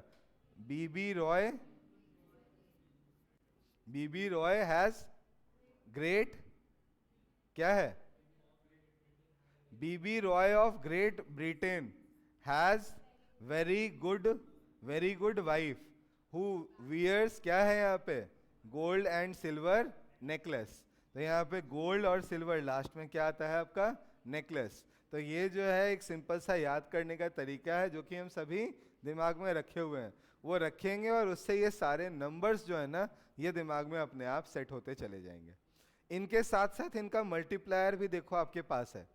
सिंपली ये समझना कि ये जो नंबर्स है ना इसको आप 10 के ऊपर डाल रहे हो, तो 10 के पावर 0 को आप क्या बोलते हो, 10 के पावर 1 को क्या बोलते हो, 10। तो इसी तरीके से आपका देखो यहाँ पे सारा पावर्स भी दिखाई देगा। अगर आप गोल्ड और सिल्वर के बारे में बात करोगे तो गोल्ड के लिए 10 टू द पावर -1 और सिल्वर के लिए क्या होगा, यही चीज 10 टू द पावर -2 होगा। तो यहाँ तक की वैल्यूज आपको अब कैसे लिखनी है ये क्लियर हो रही है। अब बताओ यहाँ पे जो आपके सामने क्वेश्चन दिख रहा है, अगर मैं इसका रेजिस्टेंस लिखना चाहूँ तो आर की वैल्यू यहाँ मुझे क्या लिखनी चाहिए, पहले बताओ। येलो के लिए आप क्या लोगे, येलो के लिए 4, देन वायलेट के लिए, वायलेट के लिए कहाँ दिख रहा है वायलेट, वायलेट 7 है या 8 है, ओके 7 है। 4 इंटू 7 मल्टीप्लाइड बाई ब्राउन कौन सा है बेटा, ब्राउन क्या है आपका 10 टू द पावर 1, तो आप यहाँ लिखोगे 10 टू द पावर 1। एंड इसके आगे गोल्ड है तो इसे प्लस माइनस क्या लिखेंगे, 5%, हमारा आंसर निकल के चला आएगा। तो क्या ये लिखना बहुत मुश्किल है, नहीं। अगर हमें ये कलर्स पता है तो हम आराम से इन वैल्यूज को यहाँ पे कोट कर सकते हैं। ठीक है, क्लियर है क्या। तो येलो के लिए 4 लिया, देन हमने वायलेट के लिए 7 लिया, ब्राउन हमारे पास मल्टीप्लायर फॉर्म में था 10 टू द पावर 1 आया, देन हमने प्लस माइनस 5% गोल्ड के लिए लिख के आंसर कोट कर दिया। चलो आगे बढ़ जाते हैं, बोलो। टॉलरेंस मैंने अभी जस्ट बोला था ना बेटा, ये एक तरीके से एरर के बारे में बात कर रहा होगा। जैसे जो हमारा आंसर है ना, कौन किसने पूछा, किसने था, ओके टॉलरेंस के लिए मैंने यही बोला था बेटा, ये एरर को एक तरीके से रिप्रेजेंट करने के काम आएगा, काम आएगा। ऐसा नहीं मैं बोल रहा हूं कि वही उसका एक्चुअल मीनिंग है ना। काम आ रहा है किस चीज के लिए, एरर के लिए। ऐसे मैंने 100 सोच के बनाया उसे, लेकिन ऐसी पॉसिबिलिटी है ना कि वो 110 या 90 का रिजल्ट दे। तो हमें ये पता चलता है किससे, इस गोल्ड सिल्वर या नो कलर से, कि वहां पे हमारे वेरिएशन की क्या पॉसिबिलिटी है। जैसे यहाँ ये 470 अभी रिजल्ट आ रहा है, तो ये 470 ओम ही एक्चुअल आंसर नहीं है, इसका आंसर इससे 5% ज़्यादा या 5% कम भी हो सकता है। मतलब ये रेजिस्टेंस जो है ये लगभग 493-494 ओम तक, या कम में अगर चले जाएं तो 447 के आसपास, 447 के आसपास ओम तक रिप्रेजेंट कर सकती है। क्लियर है। अब ये आगे बढ़ते हैं, यहाँ से आते हैं बच्चों नेक्स्ट सवाल की तरफ। सेम ही क्वेश्चन है क्या, सेम ही है। देखो ये नीट का पूछा हुआ सवाल था, मतलब वो जो डायग्राम हमने लिया ना, वो डायरेक्टली मैंने वो डायग्राम कहाँ से लिया है पता है आपको, मैंने एनसीईआरटी से उठाया है। और यहाँ से आपको ये बात समझ में आ जाएगी कि एनसीईआरटी कितना इंपॉर्टेंट है फिजिक्स के लिए भी, है ना।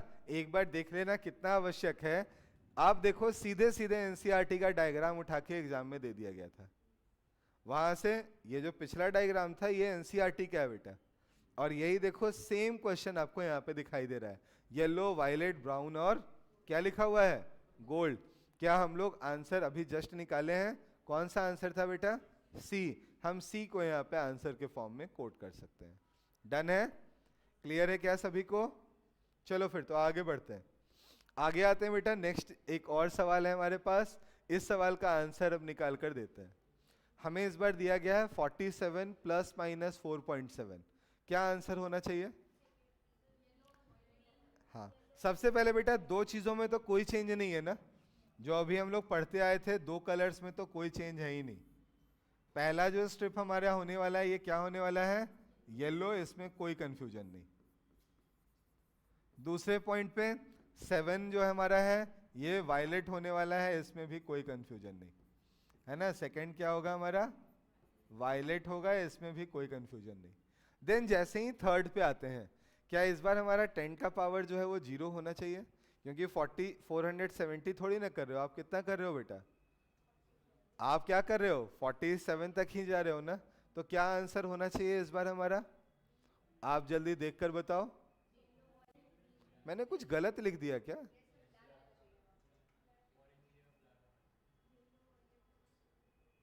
येलो, वायलेट, ऑरेंज, हाँ बेटा ये तो गलत लिखा हुआ है। यहाँ पे चॉइसेस जो हैं वो गलत हैं, क्योंकि देखो अगर आप 10 का पावर 0 लेना चाहते हो तो क्या होना चाहिए था? ब्लैक होना चाहिए था। So it should be black, है ना। इस केस में अगर मैं लिखना चाहूँ तो ब्लैक होगा। बट जानते हो इन्होंने कहीं से कोई गलती नहीं की है। ये दिखाई दे रहा है? ये दिखा? ये दिखने का मतलब क्या हो गया? 10 का पावर कितना आना चाहिए? 10 का पावर कितना आना चाहिए? 3। 3 किलोवाट है ना, तो 10 to the power 3 आया। और 10 to the power 3 किसके लिए होता है? ये ऑरेंज के लिए होता है। तो ये गलत नहीं है। गलत कौन है? हम गलत हैं, है ना। और फाइनली परसेंटेज एरर कितना है बेटा? 10%। और 10% का मतलब क्या हुआ? सिल्वर रहा होगा। That's why we will go for B. तो इसे हल्के में नहीं लेंगे बेटा, ये मेरा रिक्वेस्ट है। प्लीज एक बार इसे देख जरूर लेना एग्जाम से पहले, क्योंकि क्वेश्चन अगर पूछे जाते रहे हैं 2018 में, 2020 में, आगे भी आने की पॉसिबिलिटी बनती है। ठीक है? क्या बेटा? हाँ एग्जैक्टली, बाकी तो आपको अभी याद हो ही गया था, है ना। बाकी तो आपको ये ध्यान में हो गया था, तो यहीं से आंसर आ जाना था। इससे आगे तो देखना ही नहीं था। सिर्फ ये दोनों भी याद होते तो भी आंसर आ जाता हमारा। आगे बढ़ जाए बच्चों। चलो फिर, तो यहाँ से आगे की ओर चलते हैं, सीरीज एंड पैरेलल कॉम्बिनेशन की तरफ आते हैं।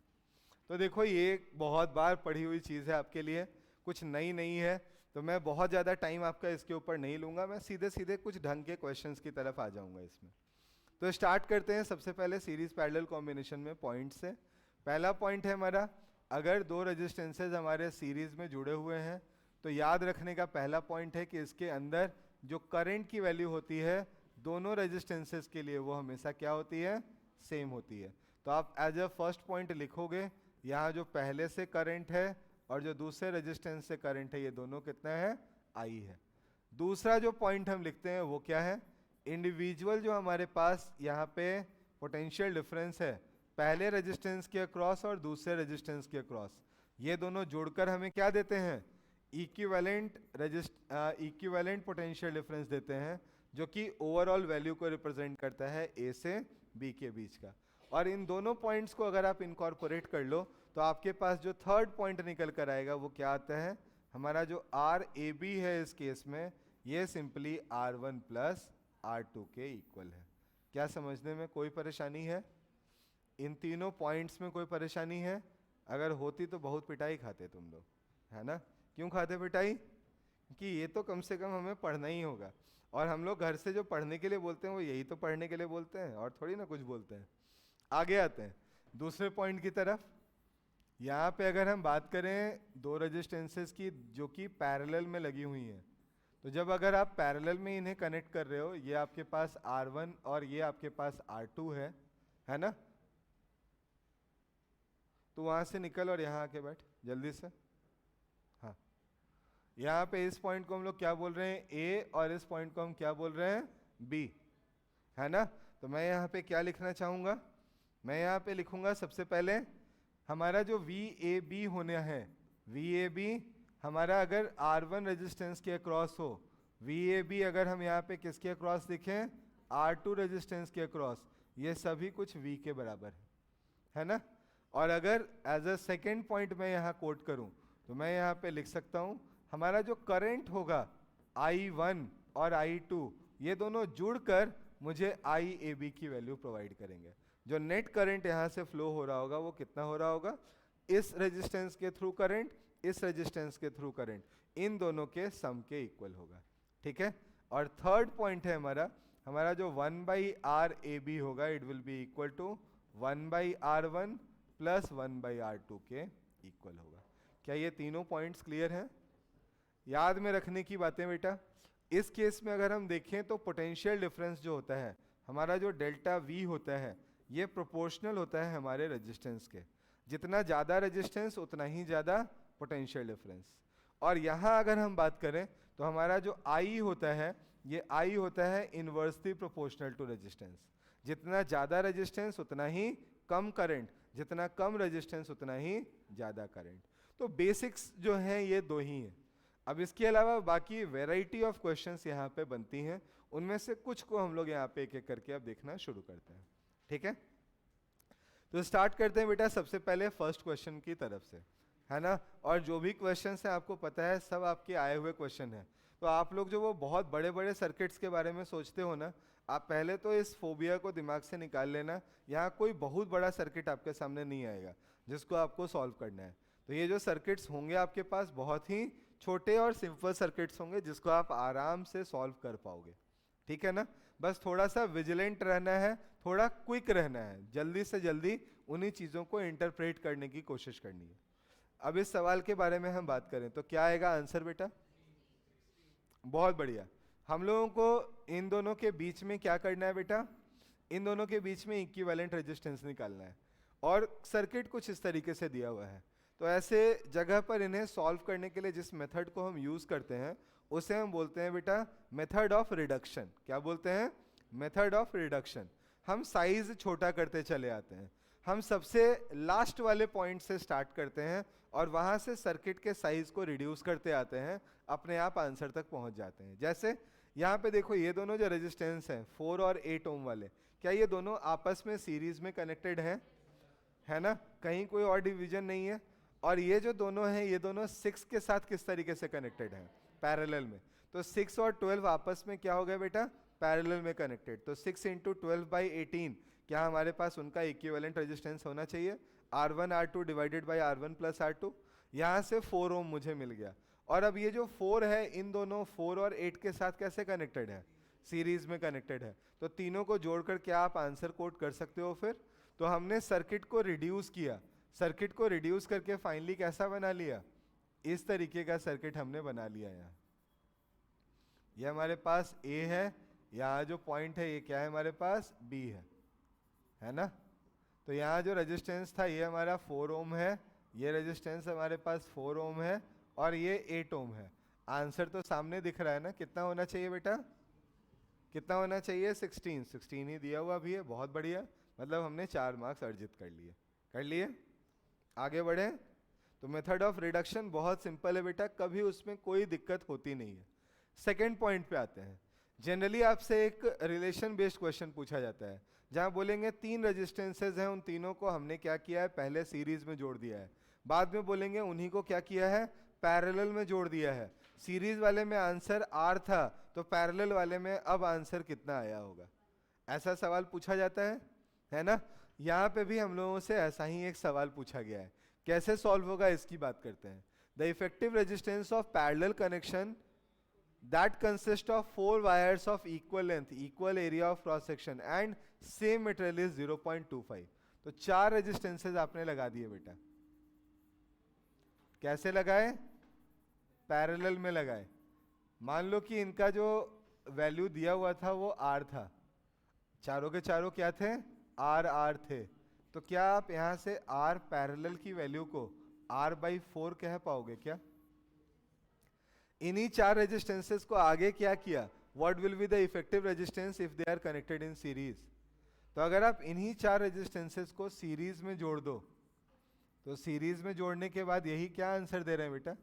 ये अगर R R R और R हैं तो आपके पास R सीरीज की वैल्यू क्या 4 टाइम्स ऑफ R है ना। अब क्या आपके लिए आंसर मुश्किल है बेटा? नहीं है। आपका RP जो है वो कितना बताया गया है? 0.25। तो आपकी R की वैल्यू क्या हो गई बेटा?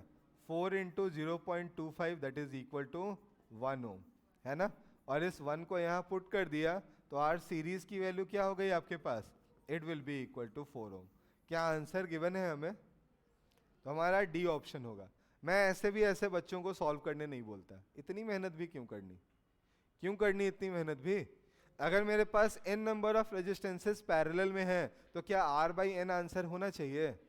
अगर n नंबर ऑफ वही रेजिस्टेंसेस मेरे सीरीज में लगे हैं तो n टाइम्स ऑफ R होना चाहिए क्या? और इन दोनों का रेशियो निकालूं, मैं यहाँ पे R series by R parallel करूं तो क्या मुझे आंसर n² मिलना चाहिए? तो हम n² आंसर कोट कर देंगे। क्लियर है क्या? तो इन दोनों जगह पे जो रिजल्ट होता RS/RP का वो क्या होना चाहिए था? n²। तो RS की वैल्यू क्या हो गई? RP into n²। क्या आंसर आ गया?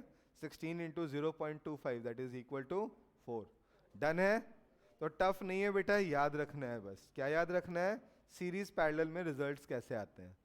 अब आते हैं नेक्स्ट टाइप ऑफ क्वेश्चन पे, जहां पे हमें करंट को डिवाइड करने की बात होती है, या करंट जो फ्लो कर रहा है हमारा वो दो जगह से कंबाइन होके एक वैल्यू में आगे बढ़ता हुआ दिखाई देता है।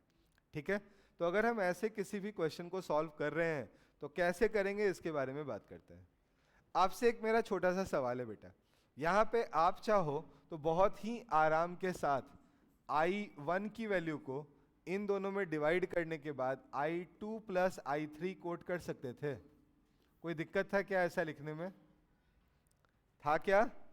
दूसरी बात, हम सभी जानते हैं ना कि हमारा जो I2 बाई I3 होगा ये रेजिस्टेंस के इनवर्स रिलेशन में है, तो ये R3 बाई R2 के प्रोपोर्शनल होगा। क्या ऐसा कहने में भी कोई दिक्कत है? अगर इतनी बात आप समझते हो ना तो फिर आपके लिए कभी कोई परेशानी नहीं होनी है। हमारा I जो है वो कितनी पार्ट में डिवाइड हो रहा है, क्या वो हमारे रेजिस्टेंसेस के रेशियो से आएगा? मान लो ये 2:3 का दिया हुआ है, तो एक तरीके से हमें करंट को कितनी पार्ट में डिवाइड करना है? 5 पार्ट में। अगर एक रेजिस्टेंस 2 ओम और दूसरा 3 ओम है तो कितने में डिवाइड कर रहे हो? 5 पार्ट में। 5 कैसे आपने लिखा? 2 और 3 को जोड़कर। यहाँ पे कितने पार्ट में डिवाइड करने वाले हो? R2 और R3 के रेशियो में, मतलब R2 प्लस R2 पार्ट में डिवाइड करने वाले हो, ऐसा कह सकते हो। तो मुझे अगर यहाँ पे I2 की वैल्यू लिखनी हो तो एक बात तो क्लियर हो गया कि ये I1 divided by R2 plus R3 के प्रोपोर्शनल होने वाला है। आगे एक वैल्यू अभी बची हुई है जो लिखना है मुझे। अभी जस्ट हमने क्या बोला कि अगर हमारे 2 से कोई करंट पास हो रहा है तो वो R3 के प्रोपोर्शनल होगा, और 3 से पास हो रहा है तो वो किसके प्रोपोर्शनल होगा? R2 के। होगा ना? हमने बोला ना कि अगर A और B दो मेरे पास रेजिस्टेंसेज हैं, दोनों की जो वैल्यू है उसके जस्ट इनवर्स में उसके करंट का रेशियो होने वाला है। तो करंट का रेशियो अगर जस्ट इनवर्स में होने वाला है तो क्या ऊपर मैं दूसरे वाले रेजिस्टेंस का वैल्यू यहाँ पे रख दूं? मैं यहाँ पे क्या लिख दूंगा बेटा? R3। अगर मुझे यहाँ से I3 लिखने की जरूरत पड़ती तो मैं क्या लिखता? I1 by R2 plus R3, और इन्हें मल्टीप्लाई किससे करता? दूसरे वाले रेजिस्टेंस से जो कि था R2। ये हमारे पास हमारे आंसर्स होते हैं। सिंपल है बेटा, अगर रेजिस्टेंस का रेशियो 1:2 का है तो क्या करंट का रेशियो 2:1 का होता है? कैसे होता है? Inversely proportional. टोटल डिविजन्स हमने निकाल लिए, कितने होंगे? जो वहाँ पे टोटल रेजिस्टेंस है उसके बराबर टोटल डिविजन्स होगा। टोटल डिवीजन हमने कर लिया और दूसरे वाले रेजिस्टेंस से मल्टीप्लाई कर दिया, हमारे पास आंसर आ गया। ये हमारे पास टोटल करंट था, उसके total number of resistance, total value of resistance से डिवाइड करने पे टोटल डिविजन्स आ गए। उनमें से इतने नंबर ऑफ डिवीजन आपने क्या किया? 2 को दे दिया, और इतने नंबर ऑफ डिविजन्स क्या किया आपने? 3 को दे दिया। सीधे उल्टा किया है बस। मान लो 1 एम्पियर करंट था, मुझे 2:1 में तोड़ना है, तो आप कैसे तोड़ोगे? 3 पार्ट तोड़ोगे, आप लिखोगे I/3 I/3 I/3, यही करोगे ना। इनमें से 2 पार्ट किसको दे दोगे? जिसका रेजिस्टेंस कम है, और 1 पार्ट किसको दोगे? जिसका रेजिस्टेंस ज़्यादा है। से यस और नो? यही काम किया हुआ है ना। तो ये बात हमें ध्यान में रखनी है। अब बताओ कौन सा आंसर होना चाहिए बेटा? आंसर निकाल के मुझे बता दो। मुझे I3/I1 चाहिए। I3/I1 की वैल्यू क्या हो गई? R2 divided by R2 plus R3। कौन सा आंसर है? B answer. बी ऑप्शन को हम लोग टिक कर लेंगे। डन है? ये भी सवाल पूछा हुआ है बेटा, तो ये भी मत समझना कि मैं कुछ बढ़ा चढ़ा के बोल रहा हूँ कि कुछ आसान सवाल आते हैं। रियल में आसान सवाल आते हैं। आप करना चाहो तो बस इन छोटी छोटी बातों से इनको सॉल्व कर सकते हो। आगे बढ़ते हैं नेक्स्ट क्वेश्चन की तरफ। हमसे पूछा गया है which of the following acts as a circuit protecting device. Circuit को प्रोटेक्ट करने वाला डिवाइस इनमें से कौन सा है? कौन सा है बेटा? फ्यूज। घर में जो हम फ्यूज यूज करते हैं वो क्या होता है? हमारा सर्किट को प्रोटेक्ट करने वाला डिवाइस होता है। और वो प्रोटेक्ट कैसे करता है? उसकी मेल्टिंग पॉइंट बहुत कम होती है। क्या होती है? मेल्टिंग पॉइंट बहुत कम होती है। तो जब आप उससे ज़्यादा करंट पास कराते हो और ज़्यादा हीट प्रोड्यूस हो जाता है। अभी मैं हीट का फॉर्मूला नेक्स्ट स्लाइड में बताऊंगा आपको। जितना भी वहाँ पे हीट प्रोड्यूस होगा उस हीट का हम क्या यूज़ करते हैं? वहाँ पे वही हीट जो है वो उस मटेरियल को मेल्ट कराने में काम आता है। और एक बार मेल्ट हो गया अपने आप वो मटेरियल तो क्या होगा? सर्किट ही डिस्कनेक्ट हो जाएगा। और सर्किट डिस्कनेक्ट हो गया तो करंट का फ्लो नहीं होगा। पूरा घर जो है उसके इलेक्ट्रिकल अप्लायंसेस जो है वो प्रोटेक्ट कर लिए जाएंगे। आगे की बात पे आते हैं बेटा। नेक्स्ट क्वेश्चन है, बहुत प्यारा सवाल है ये भी। इसको हम लोग सॉल्व करने की कोशिश करते हैं। हमें बोला गया है कि ए बी सी जो है ना ये वोल्ट मीटर्स हैं। अब ये वोल्ट मीटर सुन के 90% बच्चों का जो हथियार होता है ना वो नीचे डाउन हो जाता है, तो लगता है अब तो हमसे नहीं हो पाएगा, लेकिन ऐसा कभी भी सोचना ही नहीं है। वोल्ट मीटर बस सिर्फ हंसी मजाक में दे दिया गया है, उसका कोई एज सच सिग्निफिकेंस इस जगह पे नहीं है। आगे आते हैं, हमें बोला गया कि ए बी सी है, वोल्ट मीटर है, जिनके रेजिस्टेंसेस क्या दिए हुए हैं, एक रेजिस्टेंस आर है हमारे पास, दूसरा 1.5 आर है और तीसरा क्या है 3 आर है। As shown in the figure, when some potential difference is applied between X and Y. मान लो इन दोनों के बीच में हमने क्या किया, कुछ v का पोटेंशियल डिफरेंस हमने इनको दे दिया है, ठीक है, ऐसा हमने दे दिया। अब आगे हमसे क्या पूछा गया है, हमसे पूछा गया है the voltmeter readings are VA, VB and VC रेस्पेक्टिवली। देन एक्चुअल में वोल्ट मीटर रीड करके क्या बताता है, वोल्टेज ही ना। तो मुझे एक तरीके से क्या करना है बेटा, मुझे इस पॉइंट और इस पॉइंट के बीच का पोटेंशियल डिफरेंस बताना है, जिसको हम लोग VA कह लेंगे, और इन दोनों पॉइंट्स के बीच का पोटेंशियल डिफरेंस बताना है, जिसको आप VB और क्या कह सकते हो, VC कह सकते हो।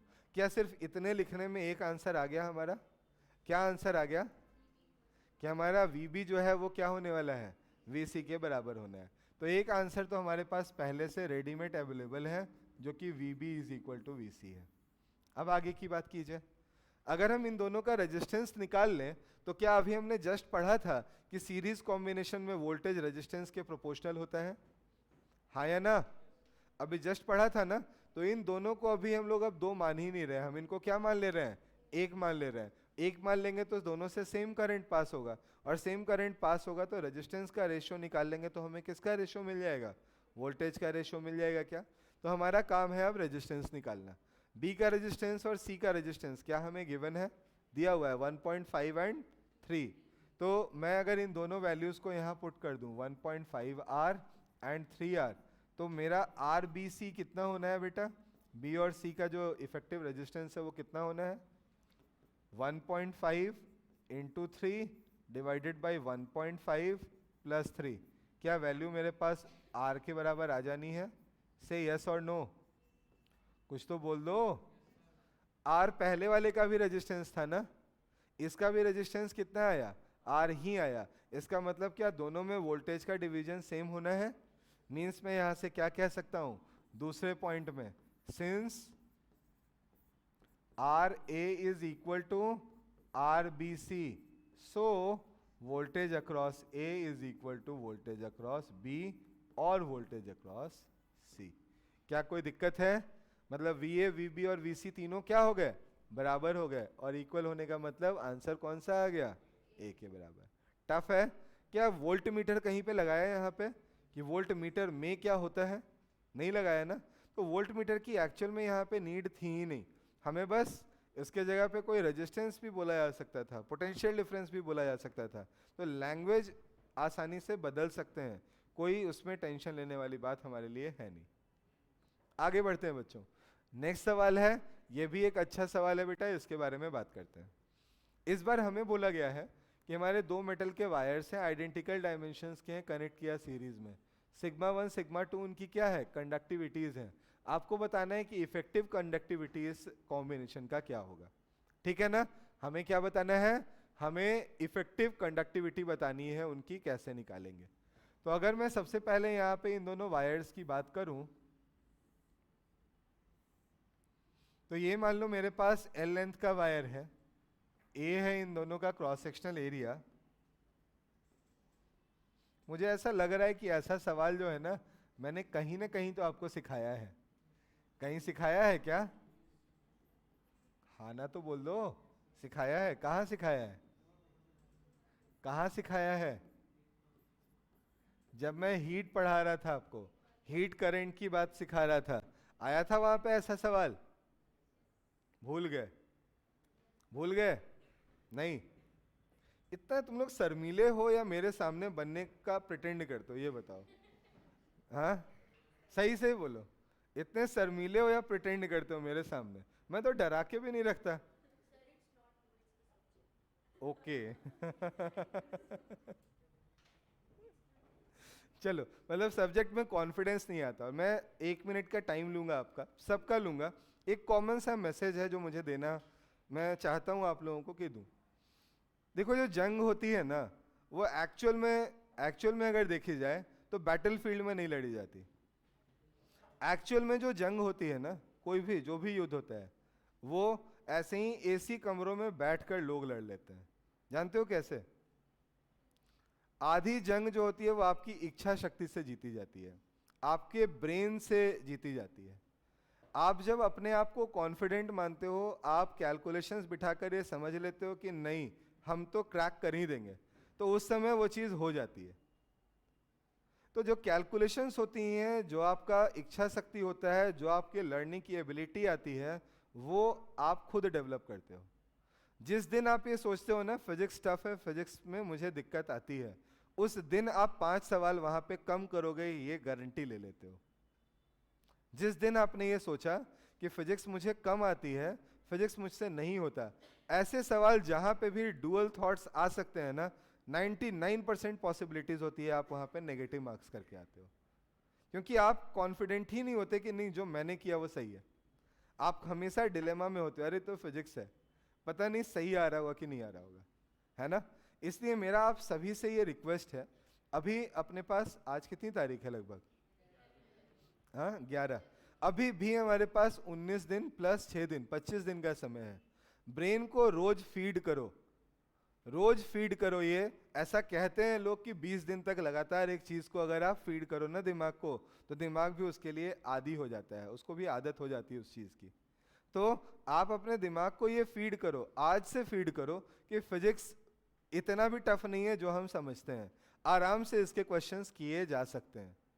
क्या होगा? आसानी से इसके क्वेश्चंस किए जा सकते हैं। सिर्फ इतना मन में आप डालो ना, आप देखना 5 क्वेश्चन आपका अपने आप बढ़ जाएगा एग्जामिनेशन में, जो कि आप आज सॉल्व कर रहे हो और उस दिन सॉल्व करोगे उसमें। ठीक है? तो ब्रेन को क्या फीड करना है कि फिजिक्स से डरना नहीं है, क्वेश्चंस इसके आराम से किए जा सकते हैं। और इसके लिए मैंने अभी आपको बोला है, ज़्यादा भटकना भी नहीं है। बहुत बड़े बड़े सवाल आ सकते हैं बेटा, जो हम लोग टेस्ट्स में देते हैं, या कोई भी आपको जो टेस्ट में देता है, तो एक प्रिडिक्शन होता है ना। और आप देखो सही में पेपर में ऐसे क्या 30 सवाल नहीं होते जिनको आप सेलेक्ट कर लो तो इजी वे में सॉल्व किए जाए। 30 सवाल हर पेपर में, 50 में से 30 ऐसे सवाल होते हैं। और रियल बताता हूँ आपके लिए, तो वो 30 ही है ना। वो 30 आपने सिर्फ कर लिए फिजिक्स में, तो आपका मैक्सिमम काम तो हो गया। फिर बचा छोटी सी जंग ना, जो कि वो 20 क्वेश्चंस में से 15 क्वेश्चन को सॉल्व करने की है। हाँ या ना? तो 30 आप कर सकते हो, एनी दिन, किसी भी समय आप बैठ के कर सकते हो। सिर्फ आना क्या चाहिए? फॉर्मूले, बेसिक कॉन्सेप्ट्स, ये बस 2 चीजें आनी चाहिए उसके लिए किसी तीसरे चीज की भी जरूरत नहीं है। बहुत ज्यादा उलझाते भी नहीं है उसे, सवालों को बहुत ज्यादा उलझाते भी नहीं है, एज इट इज सीधे सीधे आपको दे देते हैं। तो आपको डर जो लगता है ना, उस कारण से आप उन सवालों में नेगेटिव करके चले आते हो। तो उस डर को बाहर निकालो, अपने आप क्या होगा, आपके सवाल सही होने लग जाएंगे, और सही होंगे तो कॉन्फिडेंस अपने आप बढ़ जाएगा। ठीक है? तो दिमाग से क्या करना है, इस बात को बाहर निकालना है। रोज खुद से बोलना है, जोर से बोलना है, ऐसे नहीं कि मन में बोल रहे हैं। जोर से बोलना है कि नहीं, मुझसे सवाल हो सकते हैं, मैं कर सकता हूं, मैं कर सकती हूं। इस तरह की बात आपको खुद से रोज बोलनी है, 2 बार 4 बार बोलनी है, आदत बनाओ इसकी। ठीक है? क्लियर है ना? चलो अब आते हैं यहाँ पे। अब बताओ, इस सवाल में एक्चुअल में कुछ बहुत टफ था क्या? हम सभी नहीं जानते हैं क्या कि R इक्विवेलेंट जो यहाँ पे होगा, R इक्विवेलेंट जो होगा, ये हमारा R1 प्लस R2 के इक्वल होगा? क्या हम ये नहीं जानते? क्या हम नहीं जानते कि R का formula rho into L divided by A के इक्वल होता है?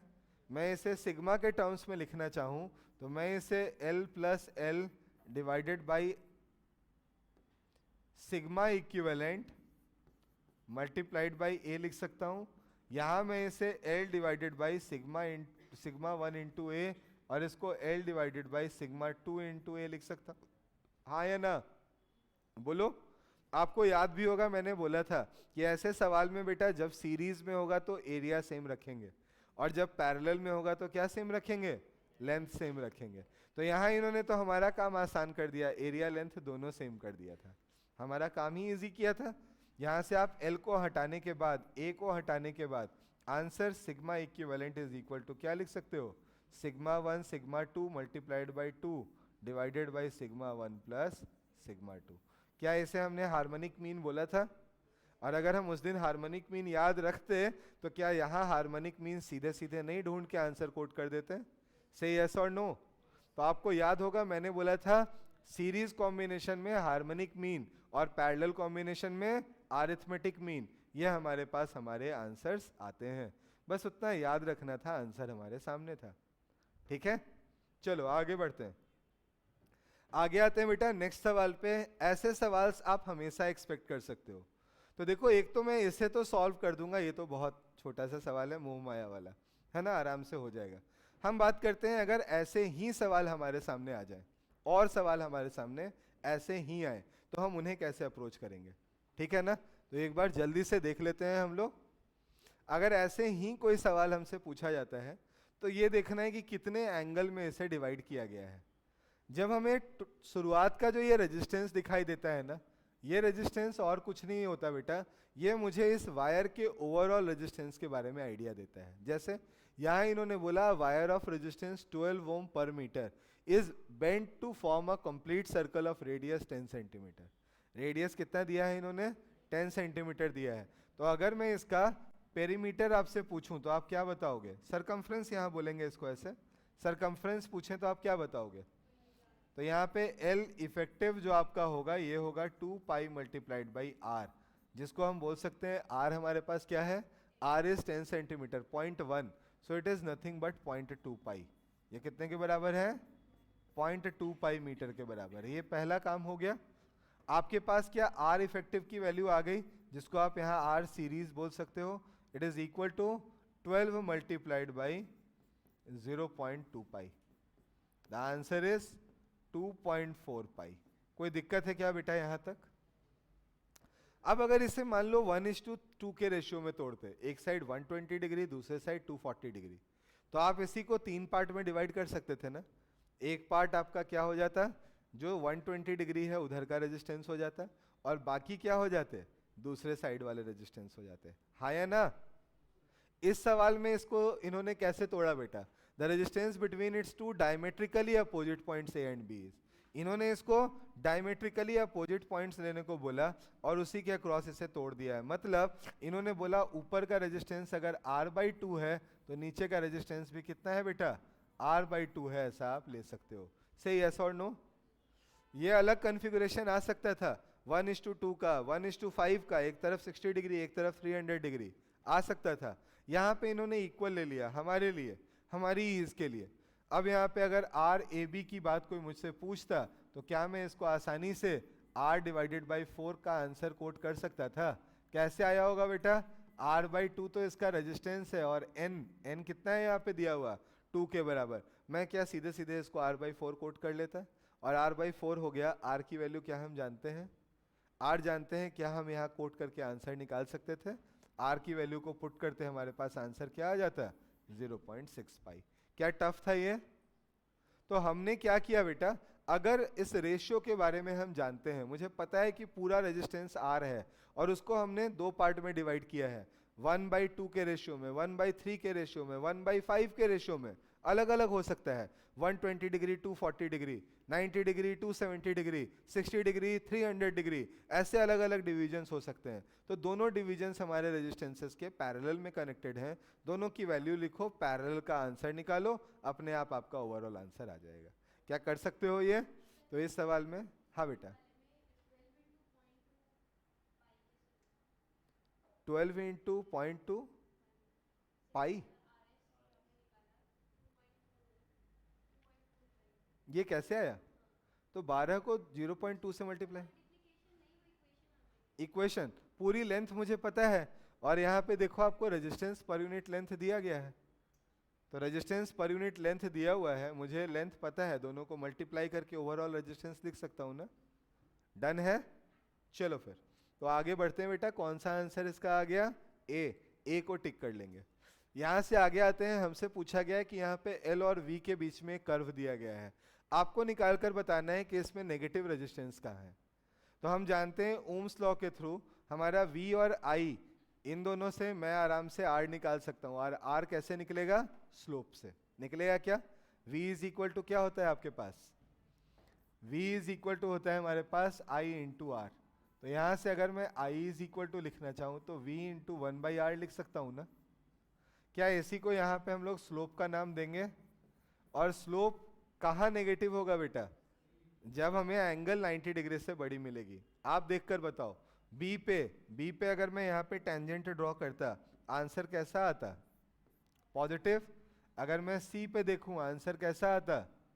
पॉजिटिव। ऐसे इन्होंने सी डी जो है ना थोड़ा खतरनाक सा दे दिया है। देते समय थोड़ा इन्हें क्या करना चाहिए था? थोड़ा ध्यान रखना चाहिए था। इन्होंने ऐसे ब्लॉक्स में मुझे लगता है बात की है, पॉइंट की बात की नहीं है। तो अगर मैं सी और डी के बीच में बात करूं बेटा, तो ये देखो ये लाइन बनेगी ना, ऐसी लाइन बनेगी या नहीं बनेगी? और इस लाइन का अगर मैं स्लोप देखना चाहूं, आप बताओ क्या ये 90 डिग्री से बड़ा नहीं है? है या नहीं? और अगर ये 90 डिग्री से बड़ा है तो हम कह सकते हैं क्या यहाँ पे नेगेटिव वैल्यू होगी? तो हम आसानी से स्लोप को देखकर इस क्वेश्चन का आंसर कोट कर सकते हैं। कौन सा आंसर होना चाहिए? C D means B. B को हम लोग टिक कर लेंगे। आगे बढ़ते हैं, नेक्स्ट आते हैं बेटा पावर एंड एनर्जी डिसिपेटेड के बारे में बात करते हैं। तो ध्यान से सुनना, अभी जो मैं बातें बोलने जा रहा हूं बहुत इंपॉर्टेंट है, दिमाग में रखने वाली है। इन दोनों को रिलेट हम इसलिए कर रहे हैं कि मान लो कि किसी भी रेजिस्टेंस से हम आई करंट को फ्लो कराते हैं। तो जब आप आई करंट फ्लो कराते हो तो वैसे केस में उस रेजिस्टेंस के अक्रॉस, उस करंट के पास होने से क्या होता है? कुछ हीट जनरेट होती है। और आप ऐसा बोल सकते हो कि हमारे जो भी वहां पे बैटरी लगे हुए हो, जो सोर्स लगा हुआ हो, उस सोर्स के थ्रू कुछ एनर्जी कंज्यूम होता है। हम अगर उसे लिखना चाहें मैथमेटिकली तो हमारे पास जो फॉर्मूले होते हैं उन फॉर्मूलों को मैं लिख रहा हूं। मैं यहाँ पे अगर पावर की बात करूं तो पावर का जो फॉर्मूला आप यूज करते हो सबसे ज्यादा ये होता है आपका आई स्क्वायर मल्टीप्लाइड बाई आर। दूसरा आई को अगर आप वी बाई आर लिखते हो तो यही फॉर्मूला क्या बन जाता है? V square by R. और तीसरा, जब आप आर को हटाकर सिर्फ वी और आई के टर्म्स में कोट करते हो तो आंसर क्या आता है आपका? वी इंटू आई। ये जनरली आप इसे यूज करते हो बेटा जब आपका सर्किट सीरीज वाला होता है। इस वाले फॉर्मूले को आप जनरली यूज करते हो जब आपका सर्किट पैरेलल होता है। और जब आपको सिर्फ और सिर्फ वोल्टेज और करंट की वैल्यू दी गई है तो आप वैसे केस में किसे यूज करते हो? वी आई को यूज कर लेते हो। दूसरा बेटा, यहीं पे अगर मैं एनर्जी डिसिपेटेड की बात करूं तो एनर्जी डिसिपेटेड कैसे निकालोगे?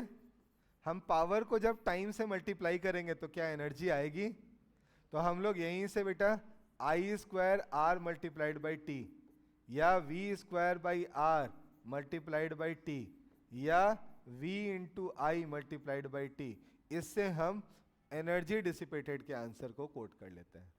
ठीक है, क्या ये दोनों बातें क्लियर हो रही हैं? फर्स्ट मैंने जो बोला ये सिंपल क्या था? ये था पावर। और दूसरा जो पार्ट हमने किया ये क्या है हमारा बेटा? ये है एनर्जी डिसिपेटेड का, एनर्जी कितनी निकल रही है। रीजन ये आया कैसे है? तो ये सिंपल वे में आपका आया है power P multiplied by D T के इंटीग्रेशन से। यहाँ P को हमने क्या मान लिया है? पावर मान लिया है। डन है क्या? से यस और नो? तो ये पार्ट इजी है, इसे हम दिमाग में सेट करेंगे। अब इसके ऊपर जो सवाल आते हैं ये दो तरह के आते हैं। एक आता है हमारा इलेक्ट्रिकल बल्ब से जुड़ा हुआ। किससे जुड़ा हुआ? इलेक्ट्रिक बल्ब से जुड़ा हुआ। और दूसरा जो सवाल हमसे पूछा जाता है वो आता है इलेक्ट्रिकल हीटर से जुड़ा हुआ। घर में जो पानी गर्म करने के लिए इमल्सन रॉड यूज करते आ रहे थे ना, हम लोग पहले यूज करते थे, अब नहीं करते, अब तो सीधे सीधे गीजर लगाया काम हो गया है ना। तो ये जो इमर्सन रॉड डाल के पानी गर्म किया जाता है, अगर मैं वैसे इमर्सन रॉड्स की बात करूं तो वो हमारे हीटर वाली कैटेगरी में आने वाला है। तो हम लोग इन दोनों को एक एक करके पढ़ने की कोशिश करते हैं। ठीक है, तो यहाँ पे बेटा ऐसे तो डायरेक्ट सवाल दिए हुए हैं, मैं सवाल पे नहीं आता, मैं पहले इन दोनों पॉइंट्स को हल्का फुल्का आपको एक्सप्लेन कर देता हूँ। ठीक है, अगर मैं कहीं पे इलेक्ट्रिक बल्ब की बात कर रहा हूँ, किसकी बात कर रहा हूँ? हमारे पास इलेक्ट्रिक बल्ब है। तो अगर मैं बल्ब की बात कर रहा हूं तो बल्ब मुझे दिया हुआ है, मान लो यूं मैंने एक बल्ब ले लिया,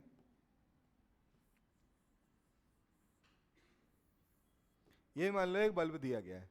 तो जब कभी बेटा आपको बल्ब दिया जाएगा, आप में से अगर कोई मार्केट में गया हो कभी बल्ब खरीदने, तो मार्केट में जाने के बाद बल्ब के दुकान वाला आपसे पहला सवाल क्या पूछता है? कितने वॉट का, कितने वॉट का।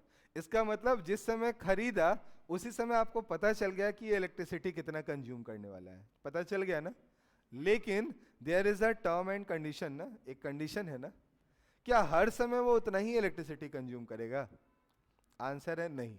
अगर हम उसको सेट वैल्यू के बराबर ही वोल्टेज प्रोवाइड करते हैं तब तो वो उतनी ही एनर्जी कंज्यूम करेगा, लेकिन अगर हम सेट वैल्यू के बराबर वोल्टेज नहीं प्रोवाइड करते तो वो उससे अलग एनर्जी कंज्यूम करेगा। क्या ये पॉइंट क्लियर है? तो बल्ब पे लिखा हुआ हमेशा क्या क्या होता है बेटा? पहले लिखा हुआ होता है उसका रेटेड वोल्टेज, और दूसरा वहां पे लिखा हुआ आपको मिलता है, इसको आप यहाँ पे वी आर से अभी रिप्रेजेंट कर लो, और दूसरा होता है उसका बेटा रेटेड पावर। दूसरा क्या होता है? Rated power. इसको हम लोग यहाँ पे पी आर से रिप्रेजेंट कर ले रहे हैं। तो ये दो चीजें वहां पे लिखी होती हैं। पावर मतलब 20 वॉट, और वोल्टेज मतलब 220 वोल्ट, 200 वोल्ट, 240 वोल्ट, इस तरह की वैल्यू वहां पे दी हुई होती है। दो बातें क्लियर? अब इन दोनों से क्या हम और चीजें निकाल सकते हैं? तो इससे दो चीजें आप कैलकुलेट कर सकते हो। पहला है इसका रेटेड करंट। क्या निकाल सकते हो बेटा? Rated current. करंट के लिए कौन सा फॉर्मूला यूज करेंगे हम लोग यहाँ पे? अभी जस्ट हमने पढ़ा था ना, P is equal to V I. तो P और V पता है, तो I को क्या हम PV लिख सकते हैं, P बाई वी लिख सकते हैं, तो PR डिवाइडेड बाई VR। इससे हमारे पास रेटेड करंट आएगा। ध्यान से सुनो जो मैं बोल रहा हूं। रेटेड करंट का मतलब क्या हुआ? अगर आप इतना करंट देते हो, इतना तक करंट देते हो, तब तक तो बल्ब जो होगा वो पूरी ब्राइटनेस से जलेगा। अगर इससे कम करंट होगी तो ब्राइटनेस उसकी क्या हो जाएगी? कम हो जाएगी। और अगर इससे ज्यादा करंट दे दिया तो बल्ब फ्यूज कर जाएगा। क्या हो जाएगा? बल्ब फ्यूज कर जाएगा। हम आज के समय ये जो एलईडी बल्ब्स होती हैं इसकी बात नहीं कर रहे, वो फिलामेंट वाला बल्ब देखा है ना, पीला पीला जो जलता था, है ना, हम उस बल्ब की बात कर रहे हैं यहाँ पे। क्लियर है ये? यहाँ तक की क्लियरिटी है? नेक्स्ट आते हैं बेटा इसके अगले पॉइंट पे। यहाँ पे एक अगला पॉइंट आता है रेटेड पावर, रेटेड वोल्टेज और करंट के बाद रेजिस्टेंस का। तो अगर मैं रेजिस्टेंस ऑफ द बल्ब लिखना चाहूँ, इसको भी मैं आराम से V square divided by P से रिप्रेजेंट कर सकता हूँ। क्यों? अभी v इज इक्वल टू पढ़ा था ना आपने, sorry, p is equal to V square divided by R. क्या यहाँ पे r की वैल्यू को आप V square divided by P से रिप्रेजेंट कर लोगे? तो ये चार चीजें बहुत इंपॉर्टेंट हैं। अब सवाल कैसे आते हैं? आपको उतनी वोल्टेज दी नहीं जाती बेटा जितना वोल्टेज वहां पे रेटेड है। तो वैसे केस में आपसे पूछते हैं पावर कंजप्शन था कितना। आपसे क्या पूछते हैं बेटा? If V supplied is less than V rated, है ना, और इसकी वैल्यू को अभी क्या मान लिया बेटा? वी के बराबर मान लिया है। तो मुझसे पूछा गया है फाइंड पी कंज्यूम्ड। कितना पी कंज्यूम हुआ होगा आप निकाल के बता दो। कैसे निकाल के बताओगे? तो पहला काम आपको क्या करना पड़ेगा बेटा पी निकालने के लिए? फर्स्ट वर्क आपको क्या करना पड़ेगा आप बताओ? आपको निकालना है बेटा पी कंज्यूम्ड। कैसे निकालोगे? तो आपको बेटा इसका रेजिस्टेंस पहले तो निकालना पड़ेगा, और दूसरा यहां जो वोल्टेज आपने दिया है वो तो आपको पता है ना। तो आप यहां क्या लिखोगे? आप लिखोगे v का स्क्वायर डिवाइडेड बाई, आपको यहां पे क्या लिखना होगा बेटा? r बल्ब, इसकी जरूरत पड़ेगी ना, और r बल्ब की वैल्यू है कितनी आपके पास? क्या आप इसको VR का square divided by capital divided by p से रिप्रेजेंट कर सकते हो क्या? जल्दी से बोलो। रीअरेंज करोगे तो आपको क्या मिल जाएगा? इट इज PR, और इस पूरे को मल्टीप्लाई कर रहे हैं v square divided by VR square से। तो ये हमारे पास हमारा आंसर होगा। तो आप पहला काम क्या करोगे? रेटेड वैल्यूज के हेल्प से उसका रेजिस्टेंस निकालोगे, और वोल्टेज आपको दिया हुआ है, वोल्टेज के स्क्वायर से अगर आप उस रेजिस्टेंस को डिवाइड कर दोगे आपके पास पावर कंज्यूम्ड आ जाएगा। क्या? तो ये याद रखना, इन चीजों का, ये सभी चीजें आपको गिवन होती हैं, और ये क्या होता है आपका फर्दर कैलकुलेशन। क्यों करने की जरूरत पड़ती है? क्योंकि जो रेटेड वैल्यू है उतनी वैल्यू हम उसे प्रोवाइड कर नहीं रहे होते। दूसरा सवाल बहुत इजी आता है बेटा हीटर का।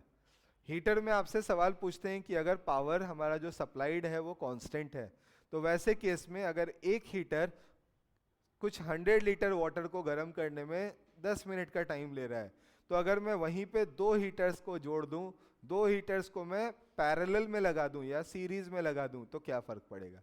सीरीज में लगाओगे तो क्या होगा? क्या सर्किट में रेजिस्टेंस जो होगा वो बढ़ जाएगा, तो करंट की वैल्यू कम हो जाएगी ना। तो आपको उस घटे हुए करंट को ध्यान में रखना पड़ेगा, ठीक है। और अगर आप उन्हें पैरेलल में जोड़ते हो तो आपका करंट, आपका जो रेजिस्टेंस है वो कम हो जाएगा, करंट की वैल्यू क्या होगी? बढ़ जाएगी। तो वैसे केस में आपको उस बढ़े हुए करंट के बारे में ध्यान रखना होगा और उसके हेल्प से आप अपने रिक्वायर्ड क्वेश्चन को सॉल्व कर पाओगे, ठीक है। अब यहाँ आते हैं अभी जो कुछ सवाल मेरे सामने हैं नीट में आए हुए उनके ऊपर। ये सवाल देखो, एक छोटा सा सवाल है, पूछा गया है 3 एम्पियर का करंट जो है वो 2 ओम के यहाँ पे जो हमारा रेजिस्टेंस है उससे पास हो रहा है। The power dissipated in the 5 ohm resistor is, इससे कितना पावर हमारा जो है ना कंज्यूम हुआ होगा, इसके बारे में बताना है। तो आप देखो इस क्वेश्चन को सॉल्व कैसे करोगे। 2 ओम रेजिस्टेंस से कितना करंट पास हुआ बेटा? यहां से पास हुआ 3 एम्पियर। तो आप बताओ क्या इन दोनों पॉइंट्स के वोल्टेज डिफरेंस को आप बता सकते हो? क्या होने वाला है? क्या होने वाला है? मैं बोलूंगा सीधे करंट और रेजिस्टेंस पता है, तो यहाँ जो V होने वाला है it is equal to 3 multiplied by 2 that is equal to 6 volt. कोई दिक्कत है? अब 6 वोल्ट का पोटेंशियल डिफरेंस यहाँ भी जनरेट हुआ होगा। अब उस 6 वोल्ट के पोटेंशियल डिफरेंस के कारण क्या यहाँ से 1 एम्पियर का करंट पास होगा क्या? और 1 एम्पियर का करंट अगर मुझे मिल गया तो पावर जो यहाँ कंज्यूम हुआ होगा, क्या उसे आप आई स्क्वायर इंटू आर कह सकते हो? आई की जगह क्या ले लोगे? 1 का स्क्वायर, और आर की जगह क्या आएगा बेटा? 5। क्या 5 वॉट आपका आंसर डायरेक्टली हो जाएगा? से यस और नो? डन है बिल्कुल। तो हम लोग डायग्राम के हेल्प से आएंगे। हमें पता है कि जो सबसे ऊपर वाला रेजिस्टेंस है ये सिंगल है, इसके अक्रॉस जो पोटेंशियल डिफरेंस है वही बाकियों के अक्रॉस भी होगा, तो उससे हम पहले पोटेंशियल डिफरेंस निकाल लेंगे। पोटेंशियल डिफरेंस पता चल गया तो इस छोटे से सर्किट से पास होने वाला करंट निकाल सकते हैं क्या? और एक बार वो करंट पता चल गया तो क्या पावर निकालना टफ है हमारे लिए? नहीं। बहुत बढ़िया। लास्ट सवाल है बेटा आज का, यहीं पे आज की क्लास को हम लोग एंड करेंगे। इस सवाल को अब सॉल्व करने की कोशिश करते हैं। हमें बोला गया है कि 6 सिमिलर बल्ब्स जो है वो कनेक्टेड हैं जिस तरीके से फिगर हमें दिया गया है उसमें, ठीक है। बल्ब ये जो हमारा बैटरी है उसका इंटरनल रेजिस्टेंस क्या है? 0 है। हमें बोला गया the ratio of power consumption by the bulb when, पहला जो कंडीशन है वो क्या है? ऑल आर ग्लोइंग, और दूसरे में क्या है? In the situation when 2 from section A and 1 from section B are glowing will be. दूसरे में क्या है आपका? फर्स्ट सेक्शन से सिर्फ 2 बल्ब ग्लो कर रहे हैं और दूसरे सेक्शन से कितने बल्ब ग्लो कर रहे हैं बेटा? सिर्फ 1 बल्ब ग्लो कर रहा है। तो वैसे केस में हमें आंसर बताना है when 2 from section A and 1 from section B ना। तो पहले केस की बात अगर मैं करूं तो हमारे पास रेजिस्टेंसेस कितने हो गए? जल्दी से बोलो, कितने रेजिस्टेंस थे बेटा? पहले केस में रेजिस्टेंस कितने थे? क्या 6 रेजिस्टेंस थे? पहले सिचुएशन में 6 रेजिस्टेंस दिए हुए थे। तो यहां से R/3 रेजिस्टेंस, यहां से भी R/3 रेजिस्टेंस, यही होगा ना? R/3 यहां भी और R/3 यहां भी। इफेक्टिव रेजिस्टेंस कितना हो गया आपका? R equivalent it is equal to 2R/3। तो आपका जो यहाँ पावर कंजप्शन होगा that is equal to V square, और यहाँ इन्होंने E लिया है तो हम भी E ही लिख देते हैं, E square divided by 2R/3 that is equal to 3E square divided by 2R। Everyone agree with me और नॉट? करते हो अग्री सभी? यही आएगा आंसर। अब दूसरे सिचुएशन में क्या हुआ बेटा? आपके पास अब 2 रेजिस्टेंस यहाँ पे हैं और एक ही रेजिस्टेंस आगे दिया गया है ना, तो इस बार आपका इफेक्टिव रेजिस्टेंस कितना हो गया? R/2, और R means R equivalent is equal to 3R/2। Agree करते हो? तो इस बार आपका पावर कंजप्शन कितना हो जाएगा? It is E square divided by 3R/2 that is equal to 2E square divided by 3R। अब बताओ, आपको आंसर लिखने में कोई परेशानी है? रेशियो लेकर आंसर कोट कर सकते हो क्या? आपसे 1 और 2 का रेशियो पूछा गया है, 1 बड़ा है या 2 बड़ा है? 1 बड़ा है या 2?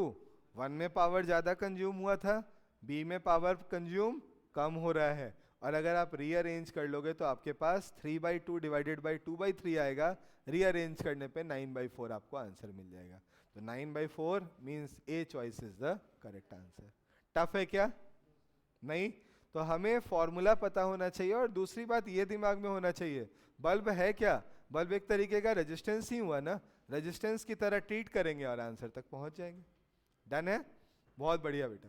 तो यहीं पे आज की क्लास को हम लोग एंड करते हैं।